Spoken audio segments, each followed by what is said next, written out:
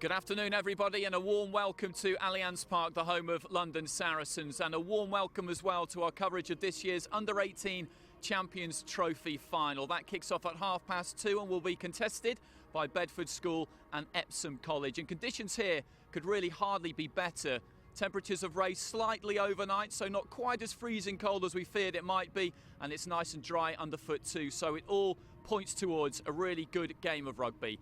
Just to whet your appetite for that now, let's have a look at some highlights from the semi-finals involving both of these two sides. First up is Bedford's clash with Sedbergh. For the semi-final of the RFU Champions Trophy for 2015 between Sedbergh School and Bedford School, a match that has been billed as the irresistible force against the immovable object. Bedford slowly but surely gaining a few numbers here. Over yards and gains a little bit forward there, does Dalton, from the tackle from the Sedbergh player, and they do have an advantage to come. Back foot. Dalton. Burgess. Dalton surveys the options and decides to go left with George Cave. This is David Hickey, just shy of the 22 now. And the penalty has been conceded a little bit closer to the sticks this time for Oliver Burgess. And we'll see if he takes 3 points on this occasion. Another good tackle there. That was from the captain, Hayden Thompson-Green. Court. Ball's been popped out, and now time for Sedbergh to try and go. Excellent off, though, that was as well. Thompson-Green needs a little bit of help. It's maybe turned over once more. No, it hasn't. Gowling. Opportunity opens up for Ali Crossdale. Crossdale under the post. Ali Crossdale been one of the talismen for Sedbergh this season, and he's shown his skill and pace once more to score the opening try of the game. Referee tells the players to use it and get on with it. Crossdale. Kick downfield. How's the bounce on this one? That's not too bad in the middle of the field. Burgess. Alabue spots the man to his left-hand line, Shea Boyd. Shea Boyd going for the corner. Needed a good tackle, but it still can be here for Bedford. And it is as well, but Jake Carter is the scorer for Bedford. Seesaw game now in this first half. Bedford now with the lead 8-7. One praise I must say, actually, from both sets of teams. We were both all expecting here pretty much a knock-on type of game, but they're off and running as well. And Bedford are the ones who are going to get on the score sheet at the start of this second half.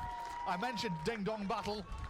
That's exactly what it's going to be. Great try there from Tunde Adewale of Bedford. 14-13 now the score. Just held up short of the line. Calling for reinforcements on the left-hand side. Here, if they go quickly, Sedbergh, they're going to try and bull the way forward instead. And have they done? They have done!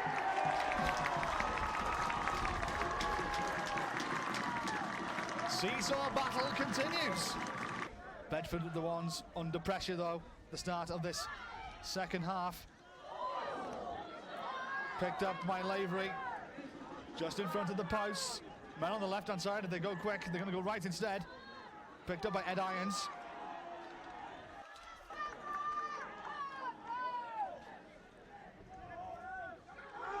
Statham.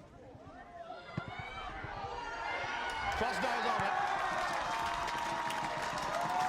And now daylight between the two sides. Dalton goes left. What a finish we could have here. Penalty. Now then, this is some options. Tap and go is the option that's been taken. Dingwall. Out on the left-hand side, George Cave. Just shy of the line.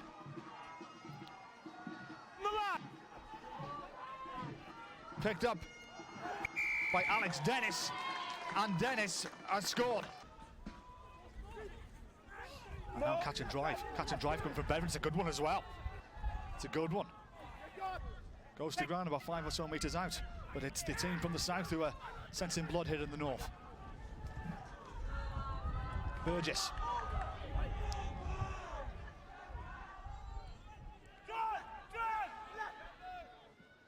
Dalton. Calling for men on the right-hand side here, and they've got plenty of men over as well. It's a try! It's over from Fraser Dingwall. Fraser Dingle the scorer, and a relatively simple conversion to come.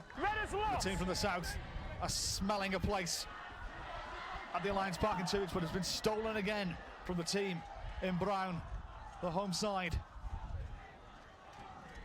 They're still at the wrong end of the field. They've got 70 metres to find. They've got a knock-on advantage to come. But that is that. Game over. Hello and welcome to Epsom College for the semi-final of the Champions Trophy 2015, and they are lined up against Blundell School for what should be a thoroughly entertaining match. Competitive start early on in this first half. Big kick from Epsom in the blue and white hoops. Blundell's in the red and white. Oh, and the turf giving way there as Blundell's come in and going in over the top, and it's going to be a penalty for Epsom. Adam Coles are here. He's got a good kick on him. I was watching him a little bit in practice. He's not scared from the halfway line.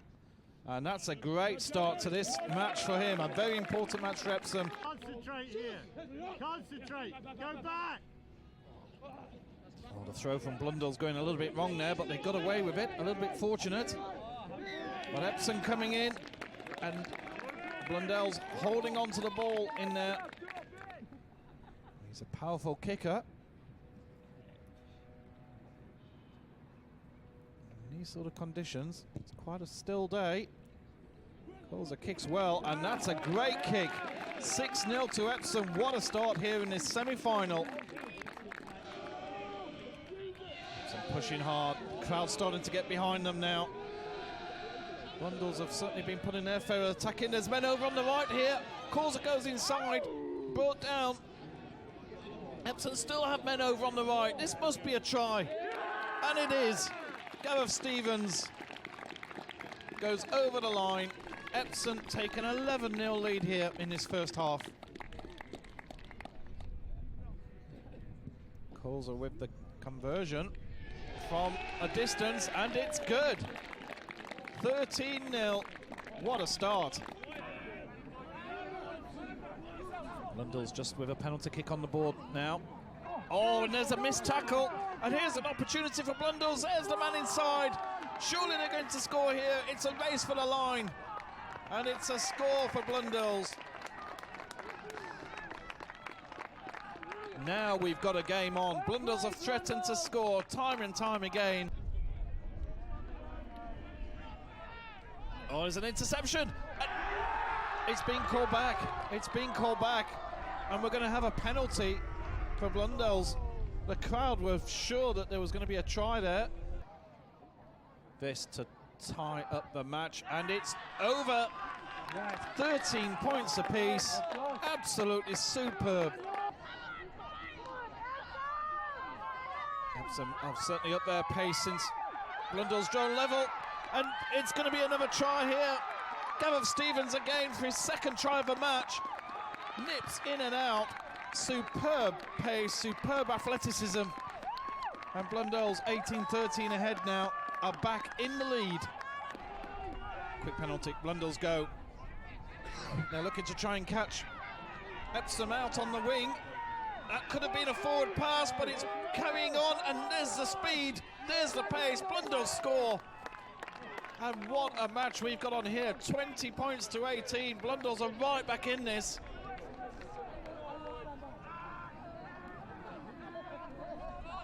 Epsom looking to attack hard. Oh, that's great push. And there's men over on the right. This should be a score. It must be a score. It is a score. Epsom score, and it's 25-18 in the dying moments of the match. Surely they have sealed their qualification. Look at the crowd, they're loving it. This is a big kick for Causa. It means that Blundell's will need more than a converted try to tie up. And it's over. Great kick there. Epsom 27-18. Pushing hard again and again. They just never give up here. That's a great recovery on that tackle. And again, Blundell's go right. They've been successful here before. And the pass inside, and it's going to be a try. Blundell's have scored again. Wow, what a match this is. 27-23. Blundell's pushing. Time is up on the clock. Could this be a turnover? It's a turnover. It's kicked out of play. The match is over. Amazing defence from Epsom, and even at the very end, Blundell's have their head in their hands. They can't believe they lost the ball there. They were pushing so hard to go for the win, but it's Epsom College who will progress through to the Champions Trophy final. So a quick look there at how both of these two sides booked their passage through to this afternoon's final, and it's a very close one to call. Time now to head up to the commentary box and hand over to our commentary team for this afternoon's match, Nick Heath and Dave Rogers. Well, thank you, Andy. Yes, two new finalists this year in just the second year of the Champions Trophy. Bedford School against Epsom College. We're live from Allianz Park. It's a very good afternoon to you.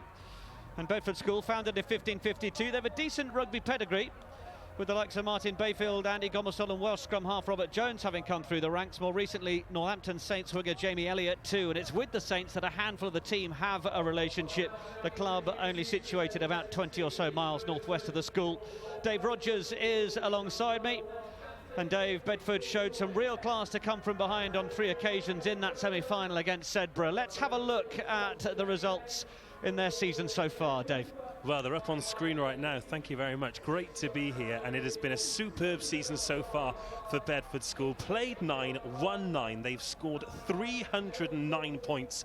But more impressively for me, they've conceded just 73. That is just 11 tries. You spoke about the character shown to come back against Sedbergh. I was lucky enough to see Sedbergh earlier in the season, one of the best counter-attacking teams that I've seen in schoolboy rugby for a long time. And to limit those to just 3 tries in that match, as well as that character to come from behind 3 times, they are going to be going into this final with a lot of confidence. Well, they certainly are. And well, the cheers are going up as the public announcer just gets the crowd going ahead of this one. The sunshine is trying to come out. Conditions pretty good, given how bleak it's been over the last week or so.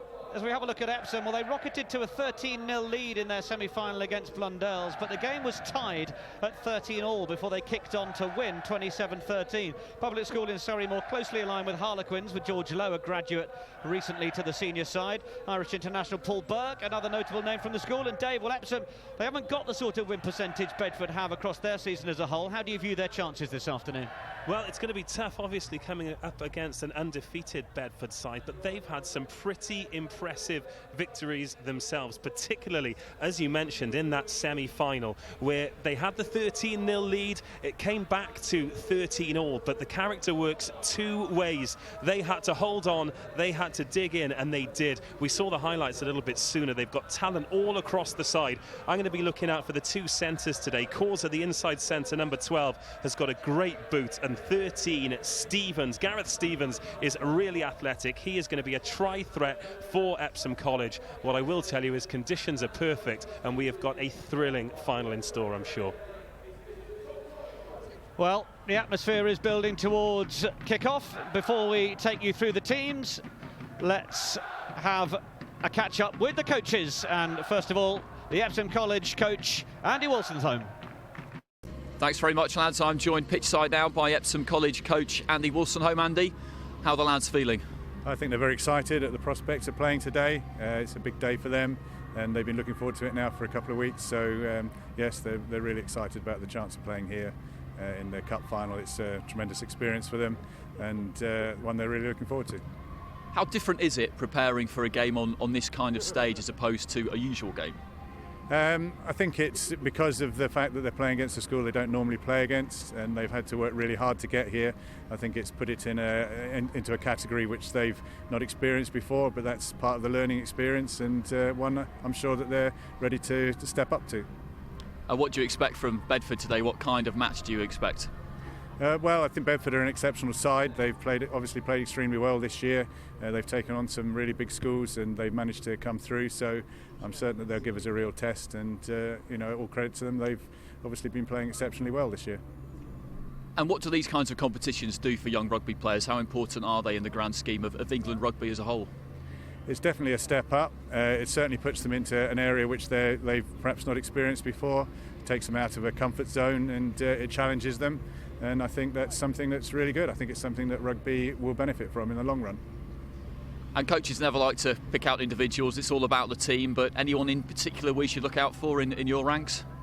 Well, they're a well-balanced team who work very hard for each other. Probably the standout player would be Niall Saunders, the captain. He's had a tremendous season, and he's very much at the linchpin of everything that they do. So hoping that he can have a good game today. Well, Andy, thanks for joining us. Best of luck. Thank you very much indeed. Looking forward to it. Thank you. Bedford coach Barry Burgess has taken a time out to give us a quick chat ahead of the game. You look around these surroundings, and this is a big day for these young players. It is a big day. Some of the boys in the team are playing Saints Academy side, so they're fairly used to playing in a decent stadia at various Premiership grounds. But for most of the boys, it obviously makes it into an even bigger occasion, as well as it being a cup final. Does that affect the build-up, affect the way you approach it? Do you have to manage nerves and expectations a little bit more? I think you do. I think in terms of our preparation, it's made no difference at all. You know, we tried to say that it is just another game of rugby, but I think it's the external factors that actually come into play, and managing all that's around the boys is probably the toughest thing in terms of leading up to what is ultimately just a game of rugby. And what do you expect from Epsom? I'm not too sure. I think the beauty of the competition is that you play against schools that aren't ordinarily on your circuit. We've watched a little bit of footage of them. They've obviously got some good players, otherwise they wouldn't be in the final. But I think for us, you know, if we get our performance levels right and we perform well, then hopefully we'll come out on top. And how important are these kinds of competitions, players stepping out of their comfort zones really to young rugby players' development? I think it is very important. For us as a school, it's only the second time we've been in a competition of this type at under 18 level. And it is a sort of it's a key thing in terms of boys' development, and obviously gives a focus to the term. I don't think we'll ever move away from the block fixtures against other similar schools, but it does provide a bit of an extra spice to the term, I think.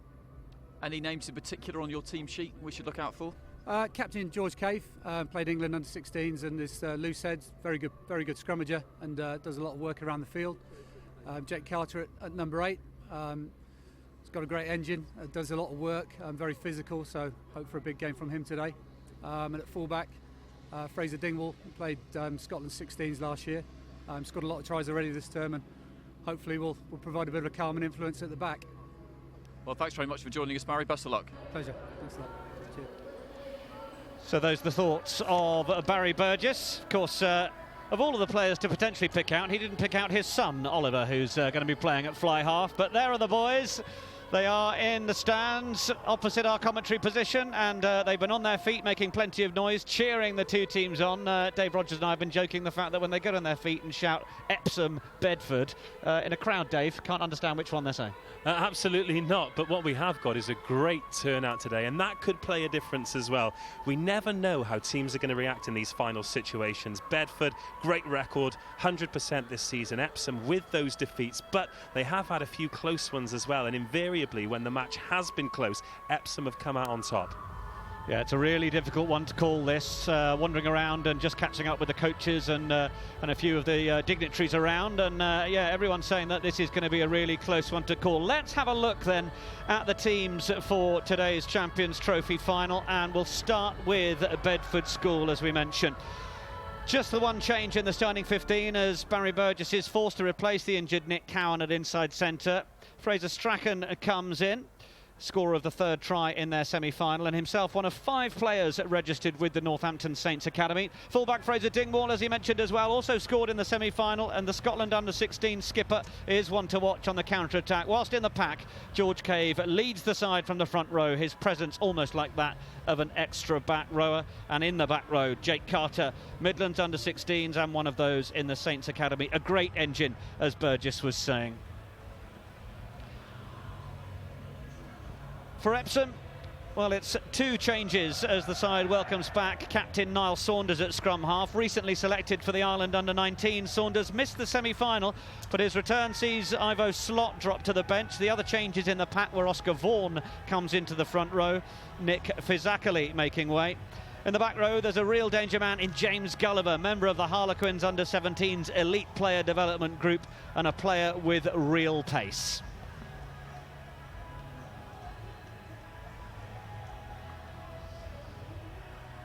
And just having a look at the replacements for both sides. Of course, up to number 22. When we have the Acer final later, there will be a 23 shirt, but the under-18s up to 22, and they'll be hoping to make their impacts too as we tick ever closer towards kick-off. Dave, have you got a sense of which way you think this one's going to go? Well, that is the question, isn't it? I am going to remain firmly on the fence, I'm afraid. If you were looking for a commitment, then you won't get it from me until the full-time whistle. What I will say is I'm very excited about what we're going to have here. Allianz Park has become a little bit of a sanctuary for schoolboy rugby. We've had some incredible matches here. It never disappoints, particularly at this time of year when a lot of these boys will have been playing on pitches where the conditions will have been deteriorating. There'll have been bad weather. They'll have been heavy underfoot. Today, there are no excuses. Of course, the 3G pitch here, conditions are always perfect. We've been blessed with the weather. There's a little bit of a breeze blowing from left to right as we look at the pitch. I wonder if that will be playing a part. Is it a toss worth winning? Well, yeah, that's certainly something to think about for the players as both of the squads make their way in. Bedford just in your shot then, just getting themselves ready by the side of the pitch. Epsom have made their way in already. As you said, Bedford beating Sedbergh in their semi-final, scoring 4 tries. They also took part in last year's inaugural competition. They went out in the second round, but it was to the eventual finalists Grammar School at Leeds by just 13 points to 10. So you suspect there might be some comfort in that for them. Last year's winners Millfield were beaten by Sedbergh in the quarter-finals, and last year's runners-up, the Grammar School Leeds, well, they went out much earlier in the competition. Here's just some footage of the players warming up, and it's this sort of age group as well where the players with half an eye on that professional era, that potential to play right at the elite level, they're starting to worry themselves about diet and nutrition and the strength and conditioning, and you know, these are the stars of the future, aren't they, Dave? Oh, they certainly are. Well, I was having a chat before the match, and obviously it's been a long time since I've played schoolboy rugby, but it is incredible the changes that have been made in that decade or so. You mentioned there conditioning, nutrition. These are all things that are taken very, very seriously. Gone are the days where, you know, you'd have a few big lads in the front row and the most skillful player would be jammed in at outside half because that was the only way you could get the team to tick. These boys take it very seriously, almost as though it was a professional team, and whether they've got one eye on the professional contract or using rugby to further their education, this is the perfect place to start. It's a huge occasion, it really is. The schools here with journeys that have taken them to this point, and we can see Bedford there, how they have managed to get here. Of course, a couple of walkover results in rounds 1 and 2 against Farringdon and Cheltenham colleges, and then in the quarter-final, that 26 points to 5 win over Sherborne School, and then the Sedbergh result, that's just wrong on the graphic there, but it's 27-24 was the result there, of course, as we've discussed. So that was the journey for Bedford, and just out of your shot, they've just gone into the dressing room for some final words from the coaches, of course. James Hinkins and Barry Burgess, the men in charge there. And just looking at Epsom, well, they had the walkover against Eastbourne. Then in the last 16, in round 2, it was a 24-7 win over Eton College. Quarter-final, 52-12 over Haileybury. And then against Blundell's, 27-23. Interesting that actually both semi-finals, there were only 3 or 4 points in it, Dave, and they both had to work really hard to get their place in this final. Yeah, and that's an interesting observation, actually, because going back to Bedford's results, I know we saw them on the screen earlier, but most of their wins have been comfortable. They kicked off the season by putting over 80 on Uppingham, 29-0 against Grange, 31-0 against Stamford, 40-14 against Oakham. You're sensing a pattern here. They were able to run all over sides, and you wonder, when it's easy week in, week out, are the team able to dig in when it matters? They showed against Sedbergh in the semi-final that they are able to do that, and I think that's the sort of result that really fills coaches full of, I don't know, joy, happiness, whatever emotion they want to go through. All of those things. Because the doubts do creep in, you know, if we're up against it, are we going to be able to do that? As for Epsom, they have had more close games, so looking at Bedford, and seeing that they're able to stack points up. If Epsom are able to hang in there and stay close as the game progresses, they'll start to genuinely believe and think, you know, have we got a chance here? Then as it gets a little bit later on, that's when the conditioning comes in, and you've got two mindsets then. You've got one team thinking, right, we're going to win this match, and you've got one team thinking, oh, I hope we don't lose. And you've just got to hope that you're that person who gets over that finish line first. You have, yes, the pressure of the big occasion. And what an arena for both of these sides. 32 teams have come down to 2. And Allianz Park, the home of Saracens, here in Barnet in North London. And it seems a fitting location as you join us here. I know that this live stream is, of course, accessible via englandrugby.com. We're also on the 15 Rugby website and via YouTube. So however you're tuned into watching us, we hope you're going to enjoy the coverage. You can use the hashtag Champions Trophy if you want to tweet and get in touch with us. It's Bedford School against Epsom College. We're live from Allianz Park. My name's Nick Heath. Alongside me, Dave Rogers. And we had a look down a few moments ago at the trophy that they're playing for. And that is going to mean an awful lot to each of these sides. We know how many of these players are hoping to kick on and play elite rugby. As we've said, a few of them registered with the Saints Academy. There it is, the Champions Trophy will of course stay with the teams at the end of the game to watch them lift the trophy and enjoy that moment. We have of course got a second live stream coming up for you later on today as well in that ACER final too. And of course the rafters are packed opposite us with the school support building down towards kickoff.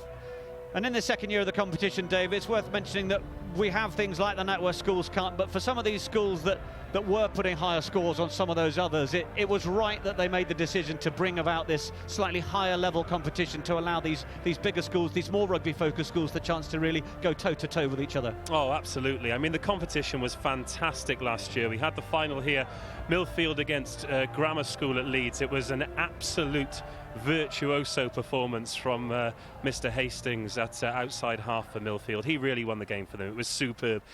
We've had an addition of even more quality teams come in this year. Sedbergh have joined us, Dulwich College have joined us, and we have had an absolute humdinger every week. Matches in the first round, the second round, where you really couldn't pick a winner. And I think this is quickly becoming the premier competition at this level of rugby. The sun casting long winter shadows across Allianz Park then, as we await the entry of the teams, and there they are, just down in the stand below us for what should be a great encounter.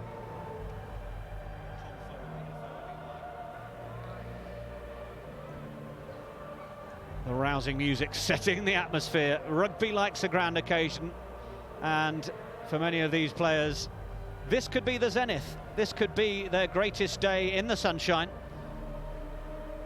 For others, of course, it'll be a taste of what's to come as they move on into bigger and better things and academy contracts and on to play on the greatest stage in the Aviva Premiership, and who knows, international glory as well.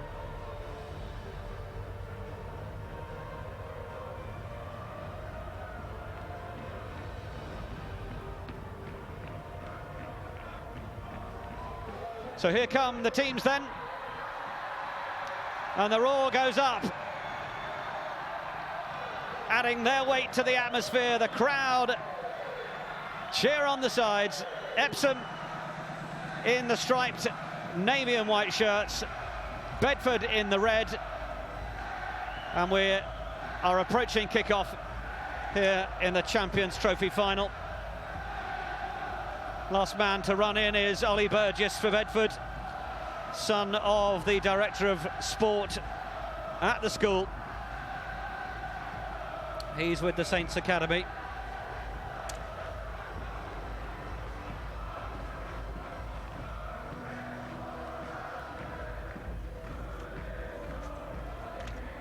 Referee just waits to take his place in the middle. He'll have had a word with each of the sides. We are live from Allianz Park. It's the Under-18s Champions Trophy final between Bedford School and Epsom College. My name's Nick Heath, alongside me Dave Rogers, and we are nearly ready to get underway. Tom Foley is our referee. Of course, about a year ago he was in charge of his first Aviva Premiership match. He is ready as the communication in the centre goes from Burgess. Wants to make sure that his forwards are on the right side. Referee checks that we're ready to get underway.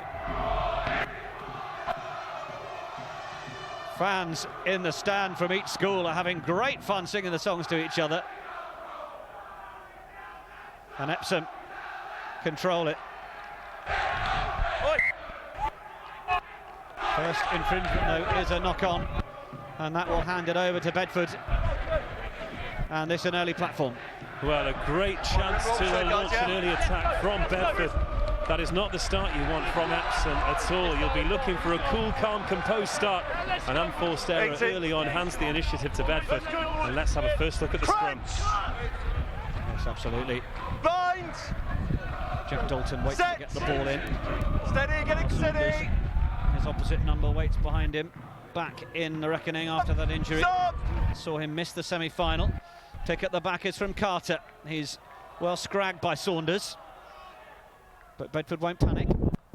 Get the players there, and the pick from the back is from Hickey.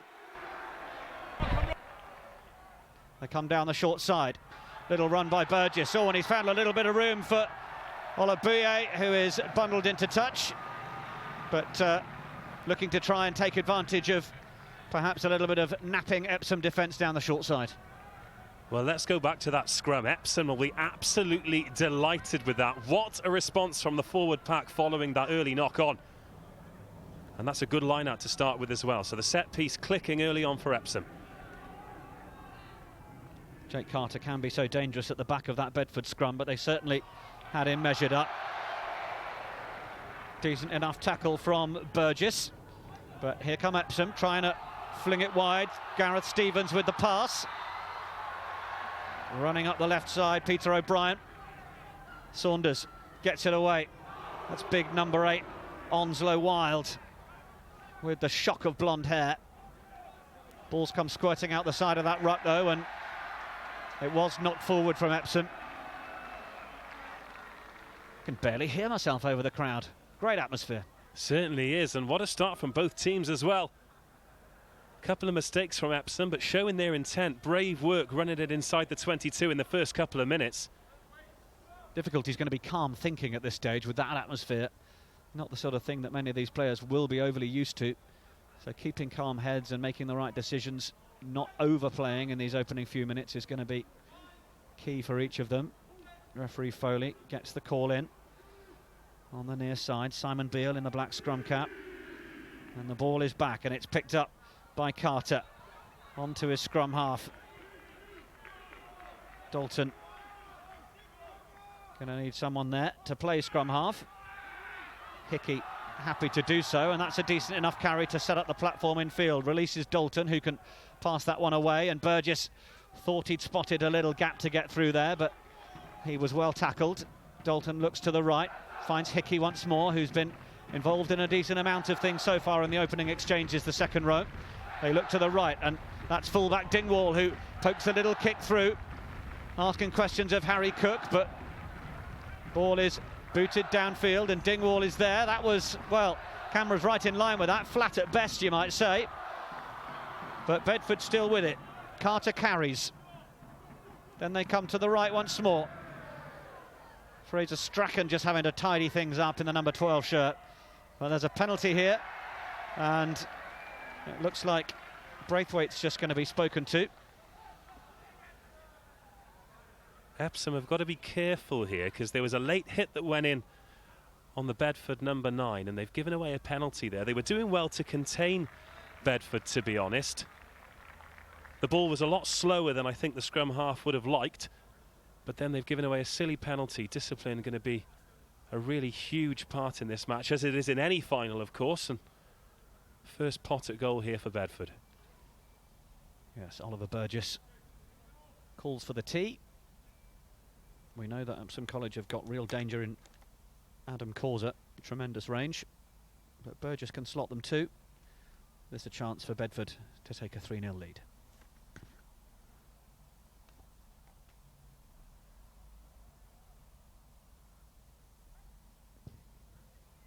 Well, you could hear a pin drop. He got under that.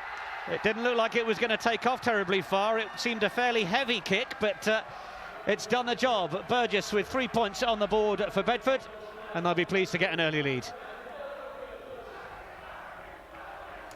Yeah, they certainly will. They've had the best of the early possession. Epsom yet to venture into their opponent's half, so they'll be pleased to calm the nerves and get off the mark in the first 5 minutes. Restart taken in by Charlie Clark, and they come through Dingwall, but the kick's charged down off Burgess. And can Epsom turn this over? I think it looks like Bedford have managed to hold on to possession.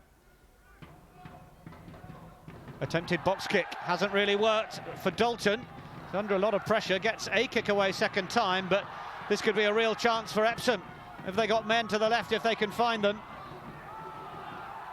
They decide to set up the ruck, and they've got Peter O'Brien screaming for it down on the near side. He's just wide of his opposite number, Adewale. Epsom still with it. Little pick and go around the fringe. Saunders waits, comes to the left this time. Through Braithwaite. Feed it wide. Stevens just with the juggle. Assistant is right on the spot, but the ball not coming back as Bedford tried to get it. It was held on to. And Braithwaite, well, perhaps got himself a little isolated, or was it Stevens perhaps? Two of them just chat with each other, and looks like Stevens might have just taken a bit of a knock to the left forearm there, but the penalty kick hasn't made touch. Oscar Waite runs it back. Well driven back in the tackle, but Epsom still with the ball. They come to the right through Saunders. And another big tackle, and that is certainly popular as far as the Bedford fans are concerned. And there's another one. Not crossing the gain line so far, Epsom. They decide to go for the kick over the top. Well, Dingwall is just outside his 22, and he's just knocked that on as he tried to gather it. But the Bedford fans, well, we've certainly found them in the stand now, haven't we? Oh, absolutely, and great energy to this game too. If I can be a little bit critical of Bedford for a second there, they offered no protection to Jack Dalton on that box kick, and that could have cost them. Thankfully for them, certainly, their defence was a little bit more aware, forcing the penalty in the corner away to our left-hand side, but they've got to offer that protection to the 9 if he's going to be offering up that box kick. Presented an opportunity for Epsom. They haven't had much set-piece ball in the opening 7 minutes, but, well, just as they tried to there, that must have been a real miscommunication between Braithwaite and Stevens. He threw it at Stevens. Stevens didn't even have his arms up, ready to catch it. Came off his body, knocked forward, so Bedford with the turnover of possession. Put that downfield, and it's bobbling towards that touchline. Oh, well, Harry Cook won't want to see that again. It just went over his head. He was just a little too far forward in his positioning. Will be the Epsom throw, but Bedford clearing their lines well.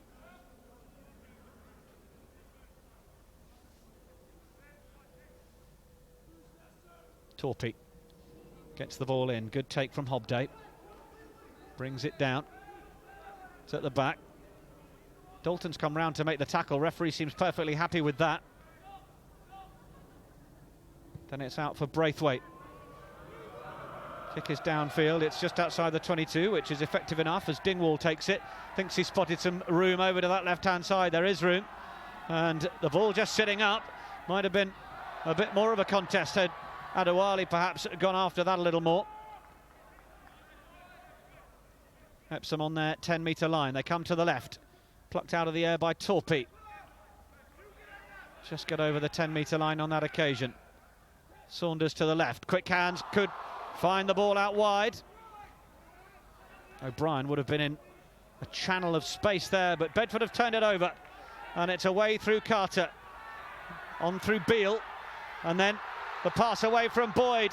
And is there going to be a chance for Olabuye? Olabuye gets around the outside, and Olabuye will score. And the game's first try goes to Bedford. And Epsom, well, they fell off the tackles a little too easily, but it won't matter for as far as Bedford are concerned. Olabiye with the score.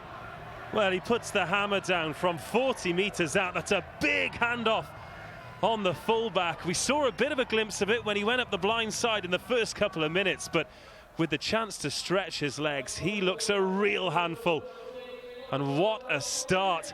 From looking a little bit shaky defensively, they've come straight back at the other end of the pitch and scored a fantastic try.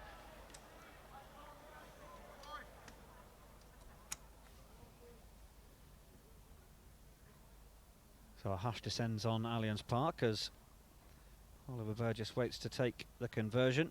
Faisal Alaboue, London and South East under-16s and Northampton Saints Academy. It's going to be a tricky touchline conversion effort. Cheers go up, but the flags stay down. It's just wide from the conversion. So Bedford School then with the lead by 8 points to 0. Important couple of minutes now for Harry Cook, the fullback for Epsom College. He let that kick bounce that gave away the line out and then missed the tackle that led to the try. He'll be looking to have a positive impact on the game in the next couple of minutes to just get his confidence back as we move into the latter part of this half. Pulls away from Dalton. Kick downfield. Epsom getting a bit of a sing-song going. Charlie Clark feeds Dingwall. Down that left side again, Dingwall, oh, he looked for his winger once more, but there was a hand in from Epsom. Olabiye has actually done well to tidy that up. Bedford with the advantage from that knock-on. George Cave, the skipper, we've not seen an awful lot of him so far, but he volunteers himself to carry there, and in fact, the penalty's given away by Epsom, not rolling away. Bedford will no doubt take this one down the touchline. So tribal, the two sets of supporters in the stands from the schools. Don't often see rugby fans on their feet pointing at each other, but it's great to see. Real sense of occasion and atmosphere as the two schools do battle here at Allianz Park. Now the tee has been brought on. I was thinking that Burgess would go down the line, but he's going to go for this one. His first effort, as I said, I think Bill McLaren would have said it was like half a pound of haggis, but he got sort of through it rather than under it, so he's going to need to get a bit more distance on this one. I'm just seeing a replay of the penalty. Epsom discipline not a strong point for them at the moment as the penalty goes up. Oh, that's wonderful from Burgess. Really excellent work from the fly half. He had a tricky touchline conversion which might have shaken the nerves slightly, but he stepped up and hit an absolute boomer of a penalty right on the halfway line, and that's going to ring alarm bells for Epsom. They're going to know they can't infringe in those sort of areas. Well, he hit that one like a punchy 5-iron, didn't he? It didn't go particularly high, but great power, great accuracy, and he's made it 11-0. Discipline needs to improve for Epsom. They're not going to be able to get any kind of foothold in this game if they keep giving away these penalties in key areas. Good carry by Cave. Away from Dalton. Through Burgess, Dingwall trying to delay the pass, and that's really good play. Strachan involved as well, but then the ball goes loose and Epsom will have the line out for the Bedford back line, just decently running the ball up, taking it flat, committing the defenders, as we see Wolstenholme, the coach, just watching on from Epsom. They've got some work to do after the opening nearly 14 minutes. I think Olabiye will be disappointed with that when he just got a little bit ahead of it, and he's powerful enough and quick enough to be able to sit a bit deeper and run onto the ball. It's the voice of Dave Rogers. I'm Nick Heath. You're very welcome wherever you're watching this live stream of the Champions Trophy final. It was William Onslow Wild who rushed up there from Epsom, but Bedford were just wise to it. There was the check. Burgess still with possession there. There is an advantage There was a knock-on from Epsom, and now they come down the short side through David Hickey. Little pick and go, but the ball just went loose, so the referee is going to call them back for the scrum.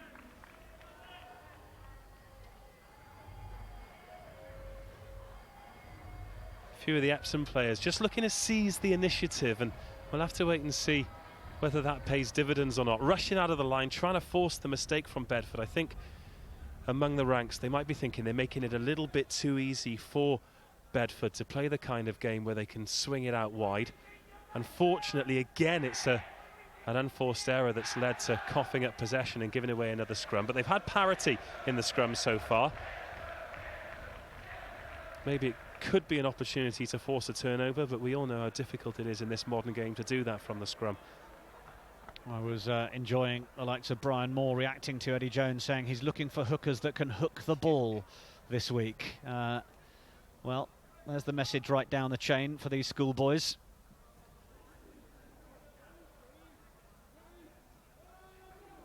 That one did see a hook.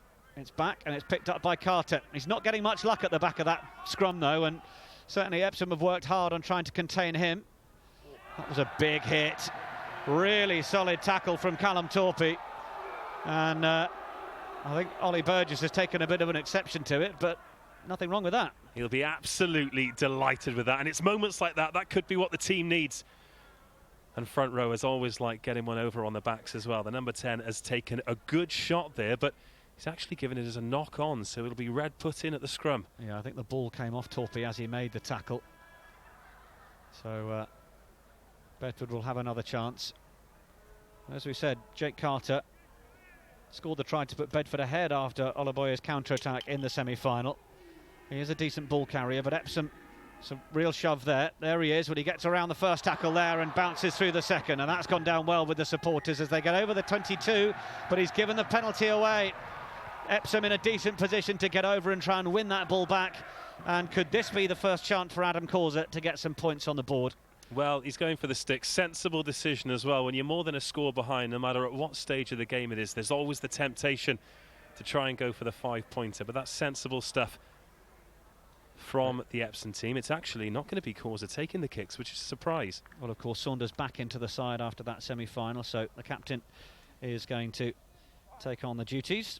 Father Rob, the youngest ever captain of Ireland, earning 12 caps. Saunders then for Epsom's first points of the afternoon.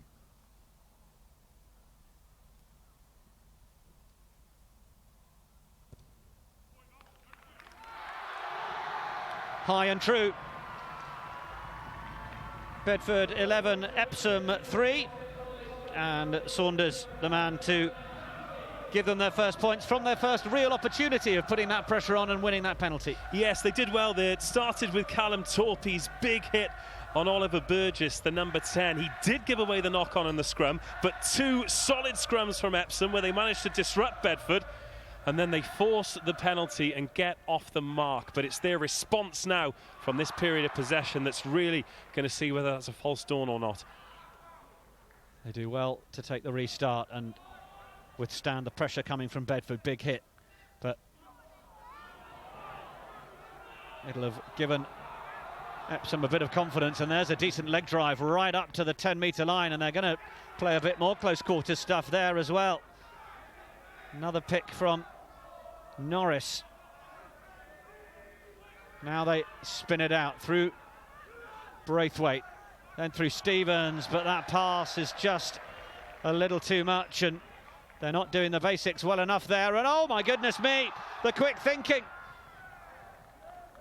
Ollie Burgess has made some wonderful yards down the short side. They pass back in field. Colston Kane. Then Dalton. Looking to come wide through Strachan. He's put under pressure from Onslow Wild. Referees there. Dalton. Oh, it's been won by Epsom. Just as Dalton was looking to try and pick it away. And with nobody at home, Well, Abuye's going to have to chase this one back, but he's got Kibblewhite for company over on the right wing for Epsom, and Kibblewhite does well to scrag his man. Bedford do well, though, and they come away with it. My goodness me. That's excellent from Dingwall. And then the offload. Dunde Adewale with it. This is a breathless passage of play. Bedford pass it back into the 22. This can't go out on the full. Cook takes it at full-back. Starts to make his way upfield. Oh, he sliced that badly off the left boot. Which way is that ball going to bounce? Popped up for Adewale. Needed good hands as it came flying towards him. Adewale just getting through the first gap. He won't thank Charlie Clark for that pass above his head, but he did well to hold it. But they've given away the penalty, Bedford, and Epsom will get a more relaxed chance to take some territory up this left-hand line. I tell you what, Adewale did very well to take that, but let's take a look at this quick line out here. Great work from the outside half. He's shaken that big shot off.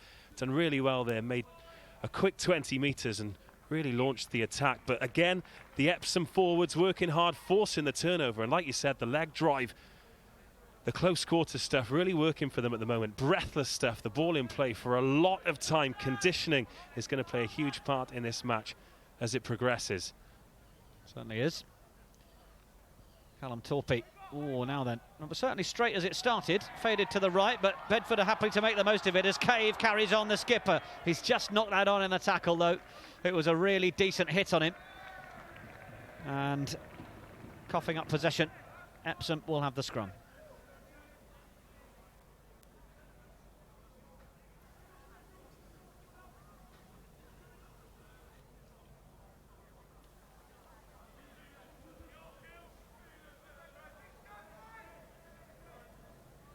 Saunders, certainly a bit taller than his opposite number.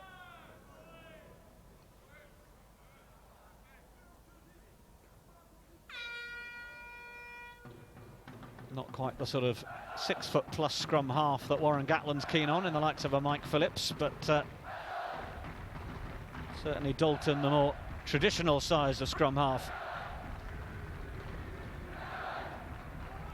Pick at the back from Gulliver. He's got some real pace when he gets going. We haven't seen that yet so far.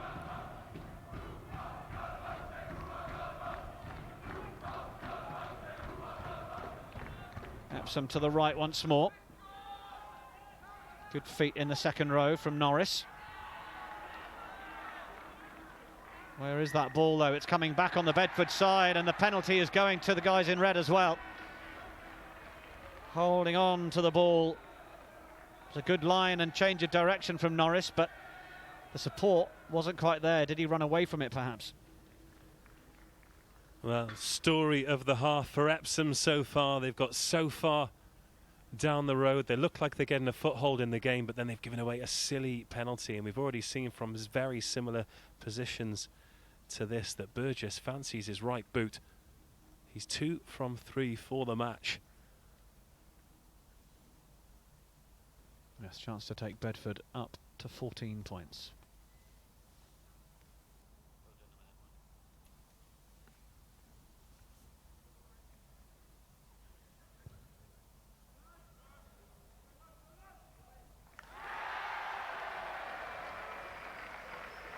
Well, it's certainly going to be warning signs for Epsom in those sorts of areas of the field. We mentioned it when the last one went over, and Burgess has done it again.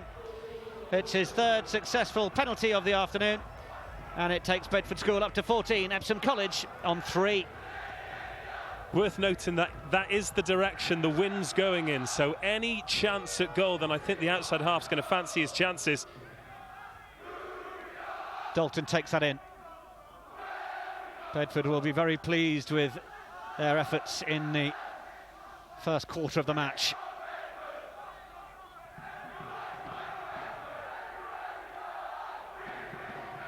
Dalton with the box kick over the top. Saunders had read it, was in good position. Had the support of Oscar Waite on his shoulder there, opted not to use him.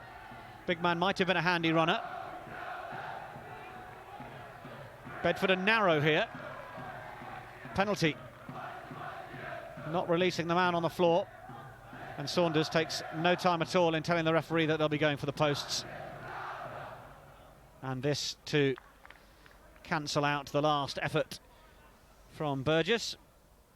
Just to let you know that the clock running top left of your picture is our best estimate, of course. We haven't got the referee's on-off stopwatch, but we'll certainly keep you informed once we approach half-time as to how long we have, as and when we get that information. It's also tricky out there for the players, as much as broadcasting pictures as they go into the sunshine and to the shade. But this is going to be a chance for Epsom to come out of the shade a little bit if they could add another 3 points and close the deficit to just 8. This is Niall Saunders to swing the left peg.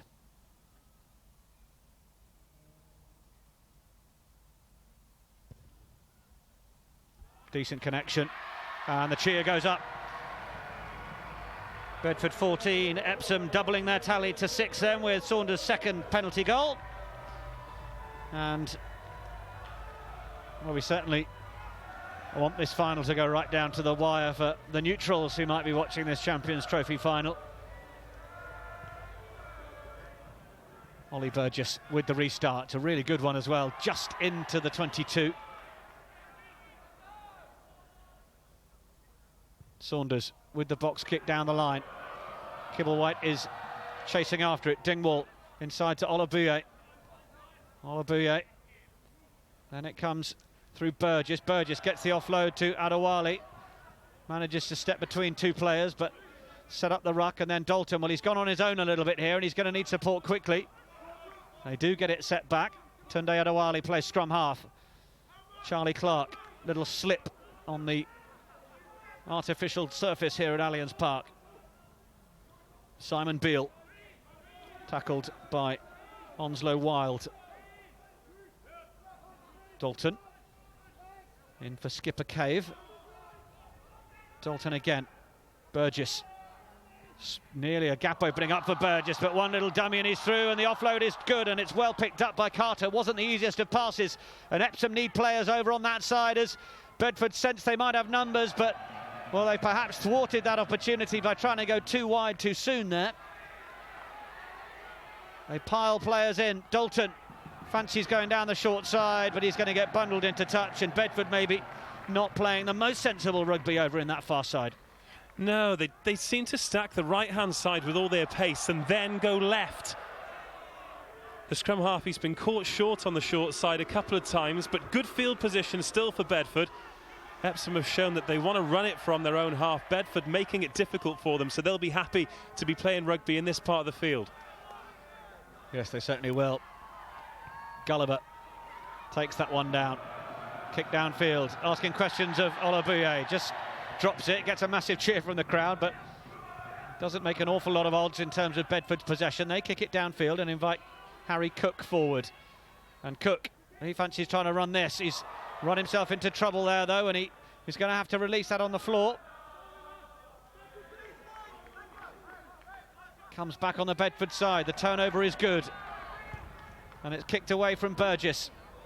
Over the head of Kibblewhite as he watches that towards the left touchline, but he's taken it in now. He hasn't got an awful lot of time to get that kick away, and it's in fact stayed in field. Dingwall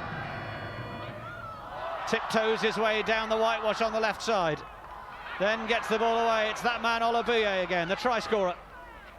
Good interplay with backs and forwards as Hickey carries it on. Dalton then. Really good position this for Bedford. Tough pass to take though.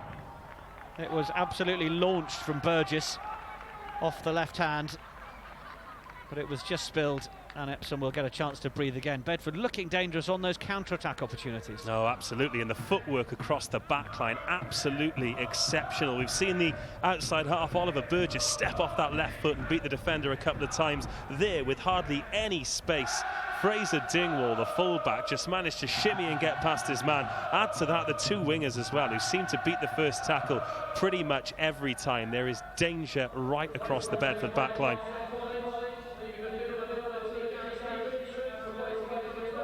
So we've just got some changes being announced. We'll do our best to keep up to date with those.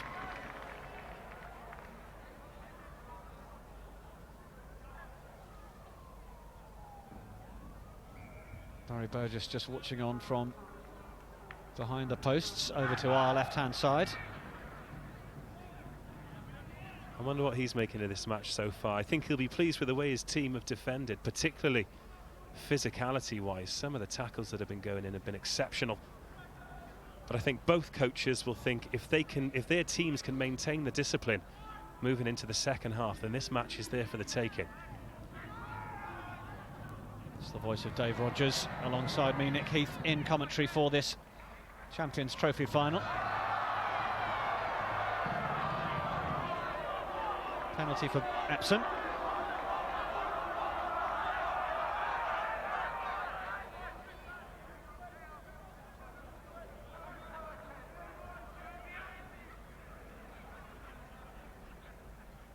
Saunders. Safe enough and decent enough touch finder. That will give Epsom a chance from the line out.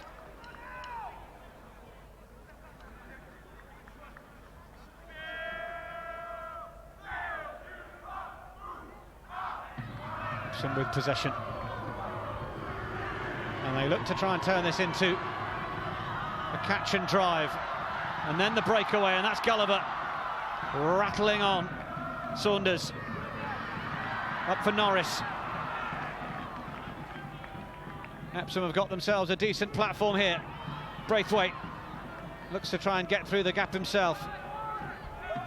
Epsom flood the left-hand side. Saunders thinks about trying to get through himself. Good strength from the scrum half up to that 5-metre line.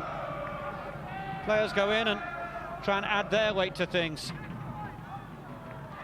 Bedford come away with it though, but illegally, says the referee, and will come back for the penalty. And they look to tap quickly and go for the try. Are they over? Referee Foley says yes, and it's that man Gulliver. He set up the third try with a break from the scrum in the semi-finals, and he's thought quickly there and backed himself to get over, and the Epsom fans are delirious in the stands. And the game tightens up. Bedford 14, Epsom 11. Well, what about that forward pack work from Epsom? 31 minutes into this final, that's the first time we've seen the catch and drive. Absolute mayhem in the Bedford defence. And like all decent back rowers, they want to get their hands on the ball. They want to attack space. Quick tap penalty taken with the Bedford defenders on the back foot. He'll be delighted with that. The first time Epsom have really had a sniff of the try line. And what a way to close the gap just before half-time. 13-14, game on. Certainly is game on now. Just the 1 point in it, as Dave Rogers says. Bedford School 14, Epsom College 13. It's so nice as a commentator. You do your prep, you know that the danger men are people like Gulliver, and he does that and scores the try. There he is, over the whitewash. Tom Foley, referee, well positioned. And Bedford, they coughed up the penalty. They weren't back on their line and prepared. Well, after crediting their defence, they missed 3 tackles on the ball carrier there. Understandably, they were on the back foot. But it's all about the response after you score, and that is not the response Epsom would have wanted. No, and it's the knock-on, and then it was picked up by Norris in front of the ball. So, in fact, it's a penalty for offside.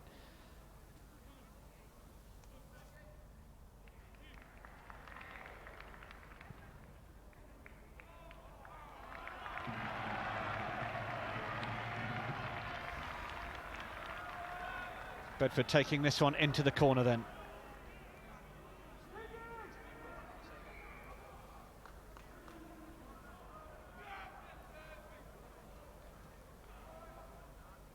Bedford then wanting to make amends. They turn down the 3 points. They fancy the go at the catch and drive themselves. The front gets a bit of momentum, but the ball is actually caught at the back. Callum Torpey trying to make the challenge and tackle and bring them to ground. The ball is there now for Dalton. Burgess, little close ball for Strachan. Midlands under 16 man, the inside centre. Then the cut in field from Jake Carter. Trying to effect the turnover. Elliot King just loses his footing. So then Burgess cuts in off the left boot. is eventually scragged. That was by King. Dalton to the left.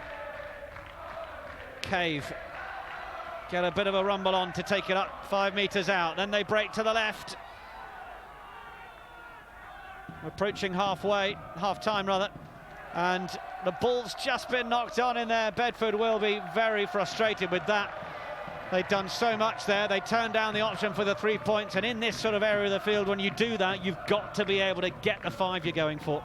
Big moments in the final. I know it seems like a lifetime ago now, but that's a very, very similar situation to that now infamous England versus Wales match. Bedford off the boot of Burgess. He's been pretty steady, and that was a chance to extend their lead. But as you said, they wanted to put the hammer down and get that 5 points, but now a real chance for Epsom to clear their lines before half-time. England disasters and Burgess in the same sentence again, Dave. What are you doing to me? The ball is at the back with Saunders. A different Burgess, thank goodness. Ball's knocked forward from Epsom. It's not coming back on the Bedford side to take the advantage, but that will be the last act of the first half.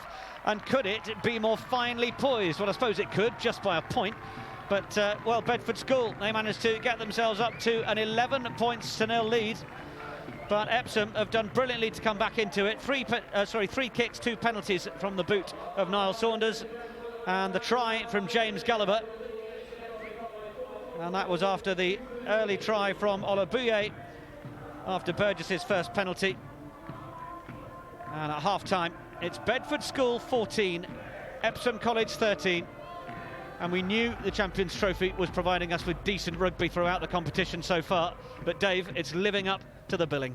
Oh, absolutely is. Bedford School, what a great start. As you said, 11 points in the lead, but we talked about character and what an important part it would play in this final. Epsom College have hung in there. They've made more unforced errors than they'd have liked, but 1 point down at half-time. The discipline thing is going to be key. We've spoken about it throughout. Epsom maybe let themselves down a little bit early on, and it was Bedford who reacted quickest. I mean, it was a fantastic try. I think we're going to get to have a look at it in a minute, but Olabuye put the hammer down. He got over the whitewash.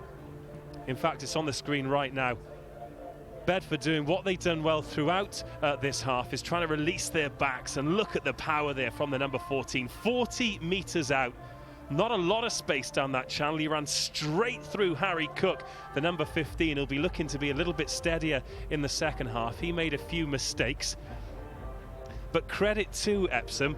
They hung in there at 11-0 down, and not the start they wanted. It would have been easy to fold at that point, but great character in this side. And what about that man, Gulliver? Wanted to get to the referee's mark, wanted to get his hands out of the ball, tap and go, ran through 3 players, and he gave his scrum half the easiest conversion he'll probably get of the afternoon. There he goes, through the 10, through the hooker, and through the prop as well. And that's where we're at right now, 14-13.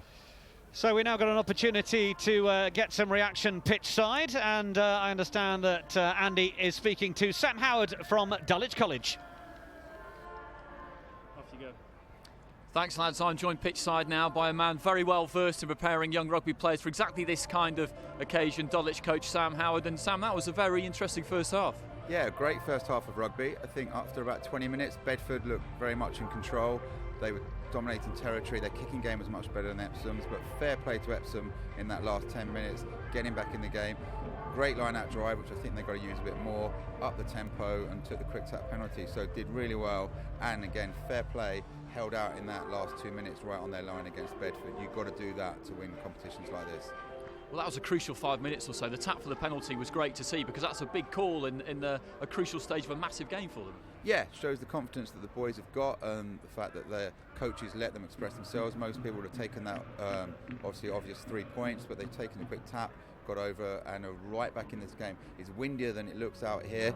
They must get their kicking game right, though. I think most of the Bedford good play has come from poor kick returns from Epsom. So Epsom must use this win better to get a little bit of territory, because it is a very good Bedford side if you give them space. So take us inside those two dressing rooms at half-time. What are the respective team talks like, do you think, for the coaches? I would have thought they'd both be fairly happy with the score at half-time. I would have thought that Epsom have got to maybe be a little bit more direct and get numbers to break down. Bedford are excellent at turning ball over and have stolen the ball a few times. There is space out wide for Epsom, but they've got to be more accurate in their passing and hitting the space wide, and their kicking game has to be much better. But for Bedford, I think if they look after the ball, they've got threats all over the place. They can go wide, they've got a good kicking game. Burgess can open any team up, so I still make Bedford slight favourites, but with this wind, it's still anyone's game. Momentum's a big thing in sport, isn't it? And at the start of that first half, Bedford may be adapted and cope with the nerves a little bit better than Epsom and look like they might pull away, but getting that score right before half-time, it'll just give Epsom that bit more belief. I think you're totally right. I think Bedford, it looked as if they may really tear up in that first half. Epsom clung in, and as I say, they'll have belief now, and holding out for that last 2 minutes, I think was fantastic, because they've got back in the game, they've conceded a 5-metre penalty, but they've held out. So yeah, I think both teams will both believe that they're in this game. And just quickly, from a coach's point of view, these kinds of days must be very interesting. These lads let loose on a big stage for the first time. You find out a lot about them. Yeah, you do. In fact, the finals are generally, the semi-finals are the nerve-wracking ones, because you obviously want to be in the final. So the finals, you just want to try and keep it as relaxed as possible, let the boys go out and enjoy themselves in front of 2 great crowds. So yeah, the boys, they try and treat it as normal as possible. You don't want to over sort of get excited. And I think both sets of teams now are settled into the game, and hopefully we'll have another cracking second half. Well, we're nearly ready to go. Thanks very much for your time, Sam. Boys, up in the comms box, back to you. Thanks, Andy. Well, great to hear from Sam Howard, and some astute analysis on that first half. Epsom hanging on and doing their best to take the opportunity when it came. And as we saw in the analysis and the replay at half-time, James Gulliver, the open side flanker, taking full advantage. Bedford School 14, Epsom College 13. Second half just underway here at Allianz Park then in the Champions Trophy final. Dave Rogers alongside me, Nick Heath, here in the commentary position. And Bedford in the red shirts, Epsom in the navy and white stripes. Bedford having had an 11-point lead. Oh, that ball's just bounced over the head of Kibblewhite, and it's a little untidy as it gets fed back in field. Oscar Vaughan. Now it's with Saunders.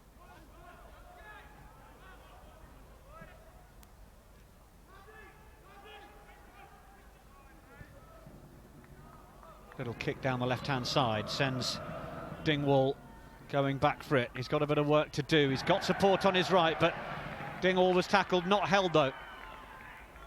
Referee momentarily put his whistle to his mouth. I thought there was going to be a blow there, but it's a way for Dalton to box kick downfield, and now Saunders passes infield, and it's there for Braithwaite.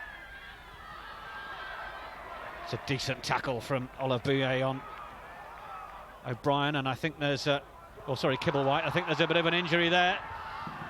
And then as Bedford try and counter-attack run, they're brought into touch. We're just going to have a little moment now, because I think Kibblewhite might need a bit of attention. Well, what about that from Olabouye at the left-hand side?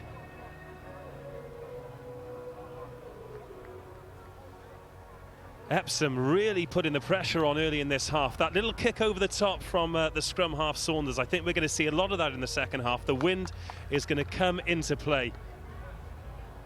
Here we go, look, the number 14 makes a great tackle, manages to pick up the ball as well, hands the first person off, gets a lovely little grubber kick away, and it was some great chasing back from Niall Saunders that was all that really stood in between him and the try line. But Faisal Olabouye making a big impact on the second half already. Other than the try, he was a bit quiet in the first half. He probably didn't get as much ball as he'd like, but very, very impressive stuff from the number 14, and he puts his team in a great position early in this second half. I think territory is going to play a big part. I mean, Saunders kicked a great penalty from 40-odd metres into the wind. We saw how much the wind assisted the penalties from the Bedford side of things.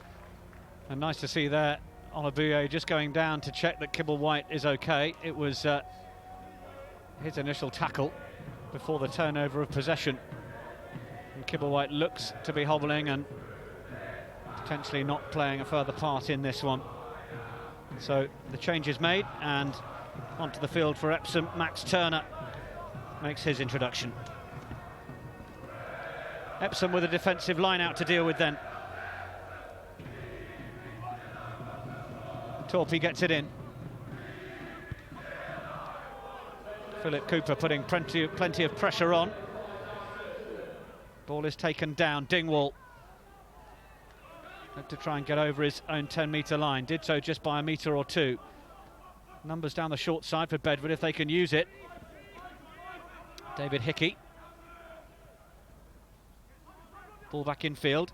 Lovely offload work from Simon Beale in the black scrum cap there. Then down the short side again, and it seems to be an area that Dalton wants to keep trying, but they've not got a whole lot of change out of it so far. Carry from Hickey. Dalton looking to the right. They're going through the phases. They're not making an awful lot of ground over the gain line at the moment, Bedford. Epsom's defensive line is solid enough. Burgess. We heard Sam Howard say at half-time that he can open up any defence, but he looked for a gap that wasn't there on that occasion. Both he and Dingwall just tentatively getting back to their feet. Cave, you know what he's going to do, route one. They're calling it on the short side again. Dalton goes digging, it's not as quick as they wanted it. Burgess, snaffled up there by Braithwaite. Defensive line resets again though. Dalton opts for the box kick. Cook comes forward. Pressure is on him. Gets the ball away to his scrum half Saunders. There was a knock on, so the advantage is being played. And here come Epsom, over the 10-metre line, and that will be the advantage. Good run from from Causa. Saunders, little chip over the top. Stevens gives chase, but there's going to be a penalty. Stevens was in fact in front of the kicker, and a little bit of basics just being overlooked there from Epsom. Yeah, that'll be disappointing for them, but that's the third kick of this half already. That is going to be a tactic from Saunders. We called it early on. Territory going to play a huge part. And if it wasn't for a mistimed run, then Bedford would have been under real pressure inside their 22. But this is a chance for them to get some territory of their own. And a decent touch finder there off the right boot of Burgess. It's a really good kick into the corner. Here's the offside. And you can see, Gareth Stevens was in front of the ball as it was kicked down. Got the first try against Blundell's in that semi-final, Gareth Stevens. Got a real finishing ability, but he was a little bit too quick out of the blocks on that occasion. The really frustrating thing there is there was no need. Plenty of space, plenty of time, and it was a one-on-one. Ball in from Bedford. We saw their driving more towards the end of the first half, where it sort of broke away in three different bits, but the ball was in the bit right at the back and didn't make as much yards. Now we go. See the feet of Burgess. Burgess still going. Burgess all the way. What a try from Oliver Burgess. My goodness me. Well, he certainly opened up the defence single-handedly there, asking the questions, and Epsom College couldn't find the answer. That is absolutely magic from Burgess. He was called out by Sam Howard at half-time, and you've mentioned it too, someone who can open a team up. We've talked about his footwork, but what about that upper body strength as well? Let's take a look at this. Gets it on the 22, steps off that left foot once, twice, and the handoff as well. Power off the left-hand side, takes 1, 2 over the line with him as well, and that is absolutely sensational from Oliver Burgess. He's left himself a pretty easy conversion as well. And that is what finals are all about, moments of magic from talented players.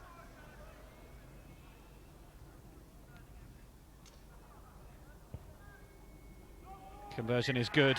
Burgess, he takes his personal tally up to 13 points with his 3 penalties and now a try to his name.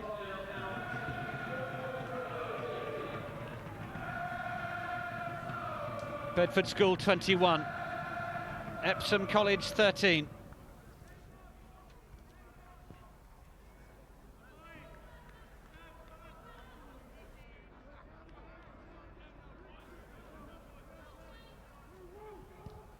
Saunders with the restart. Gathered in by Bedford, just outside the 22. Little step back inside from Burgess. It's the Ollie Burgess show at the moment.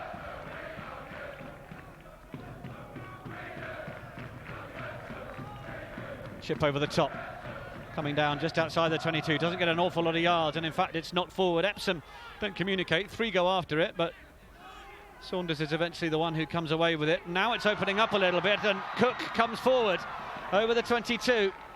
Needs support, and Epsom need quick ball. They've got real width on the left if they can use it. They've gone to the right. Norris. Saunders goes digging.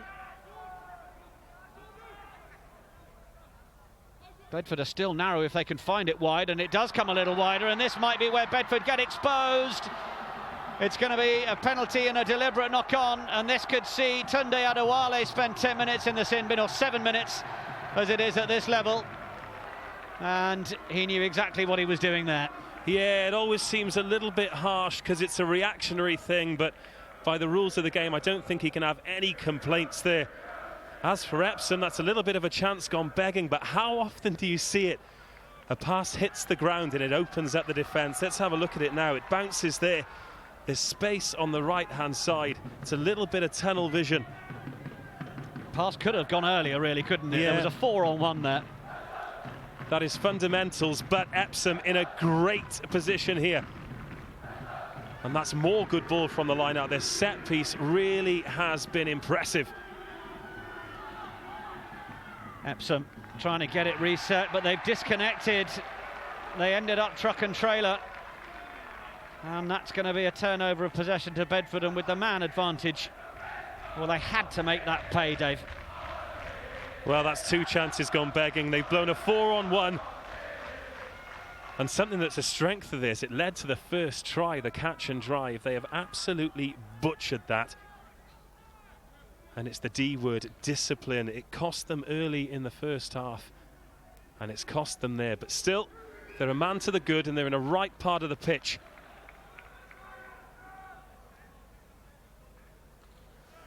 Particularly as their scrum has arguably been dominant over the Bedford set piece.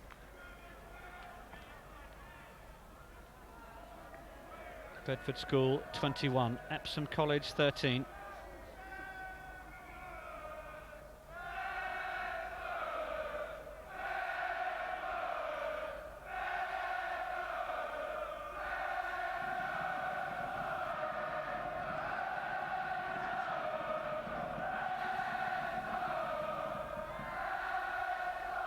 Referee just getting this one reset.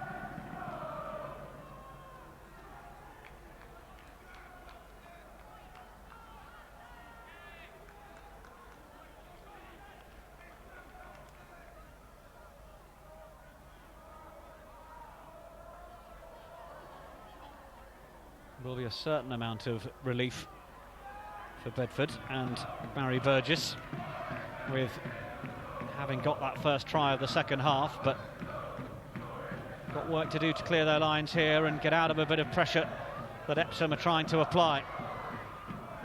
Here come the boys from Surrey once more. Out wide, Gareth Stevens. Oh, and he's got away from the first tackle. Can't free up the arm. Olabuye's taken a bit of a hit there in trying to make the tackle. Saunders, oh, he's tiptoeing down that right side. He's not in because the flag is raised. Saunders, well, he'll be a little bit frustrated with that. He was desperately trying to keep his feet in field. As Olabuye just gets some attention, he'll rejoin the field. Or sorry, rejoin the play. But that was a real chance for Epsom. Oh, it was, and it was great footwork as well. Let's take a look at the replay. Explosive pace. Yeah, we can see there it was the right foot against the whitewash. Great work from the touch judge on the right-hand side. Epsom millimetres away from getting back into this final. If you're the likes of Andy Wolstenholme, former Tigers coach, you'll be ruining those missed opportunities. How many are you going to get? It's a good counter-attack drive from Bedford. Well, you say how many you're going to get. That's 3 in the last couple of minutes for Epsom. Bedford have got so many men sucked in here. There's almost no backline to speak of. That's the whole team in your shot, pretty much. Dalton with the box kick. Stevens is underneath it. Olabuye gives chase, but Olabuye misses him, and Stevens has got decent feet. Makes 10 yards. Saunders. Again, Epsom are wider than Bedford here. If they can use the width and get it away. We've seen that happen already in the first half from Braithwaite. He seems to have an automatic setting that he's going to pass the ball, whether there's a player right in front of him or not. Well, it was the dummy runner who went through. It was Gulliver, the try scorer, just trying to fix a few of the Bedford defenders. He just needed to delay the pass, and there were numbers left. Frustrating times for Epsom College. There's still a man to the good, but there's not long left. We've got a few substitutes warming up as well. Let's have another look. We've got a really good view of Saunders. Has he got the foot out? It wasn't there. It was the next step. He just looks inside, takes his eye off where he's going to go. He pins his ears back and looks for the corner as he knows he's got the pace on the man on his left-hand side. We could just see in between the touch judge's legs there, that right boot grazing the touchline on the right-hand side.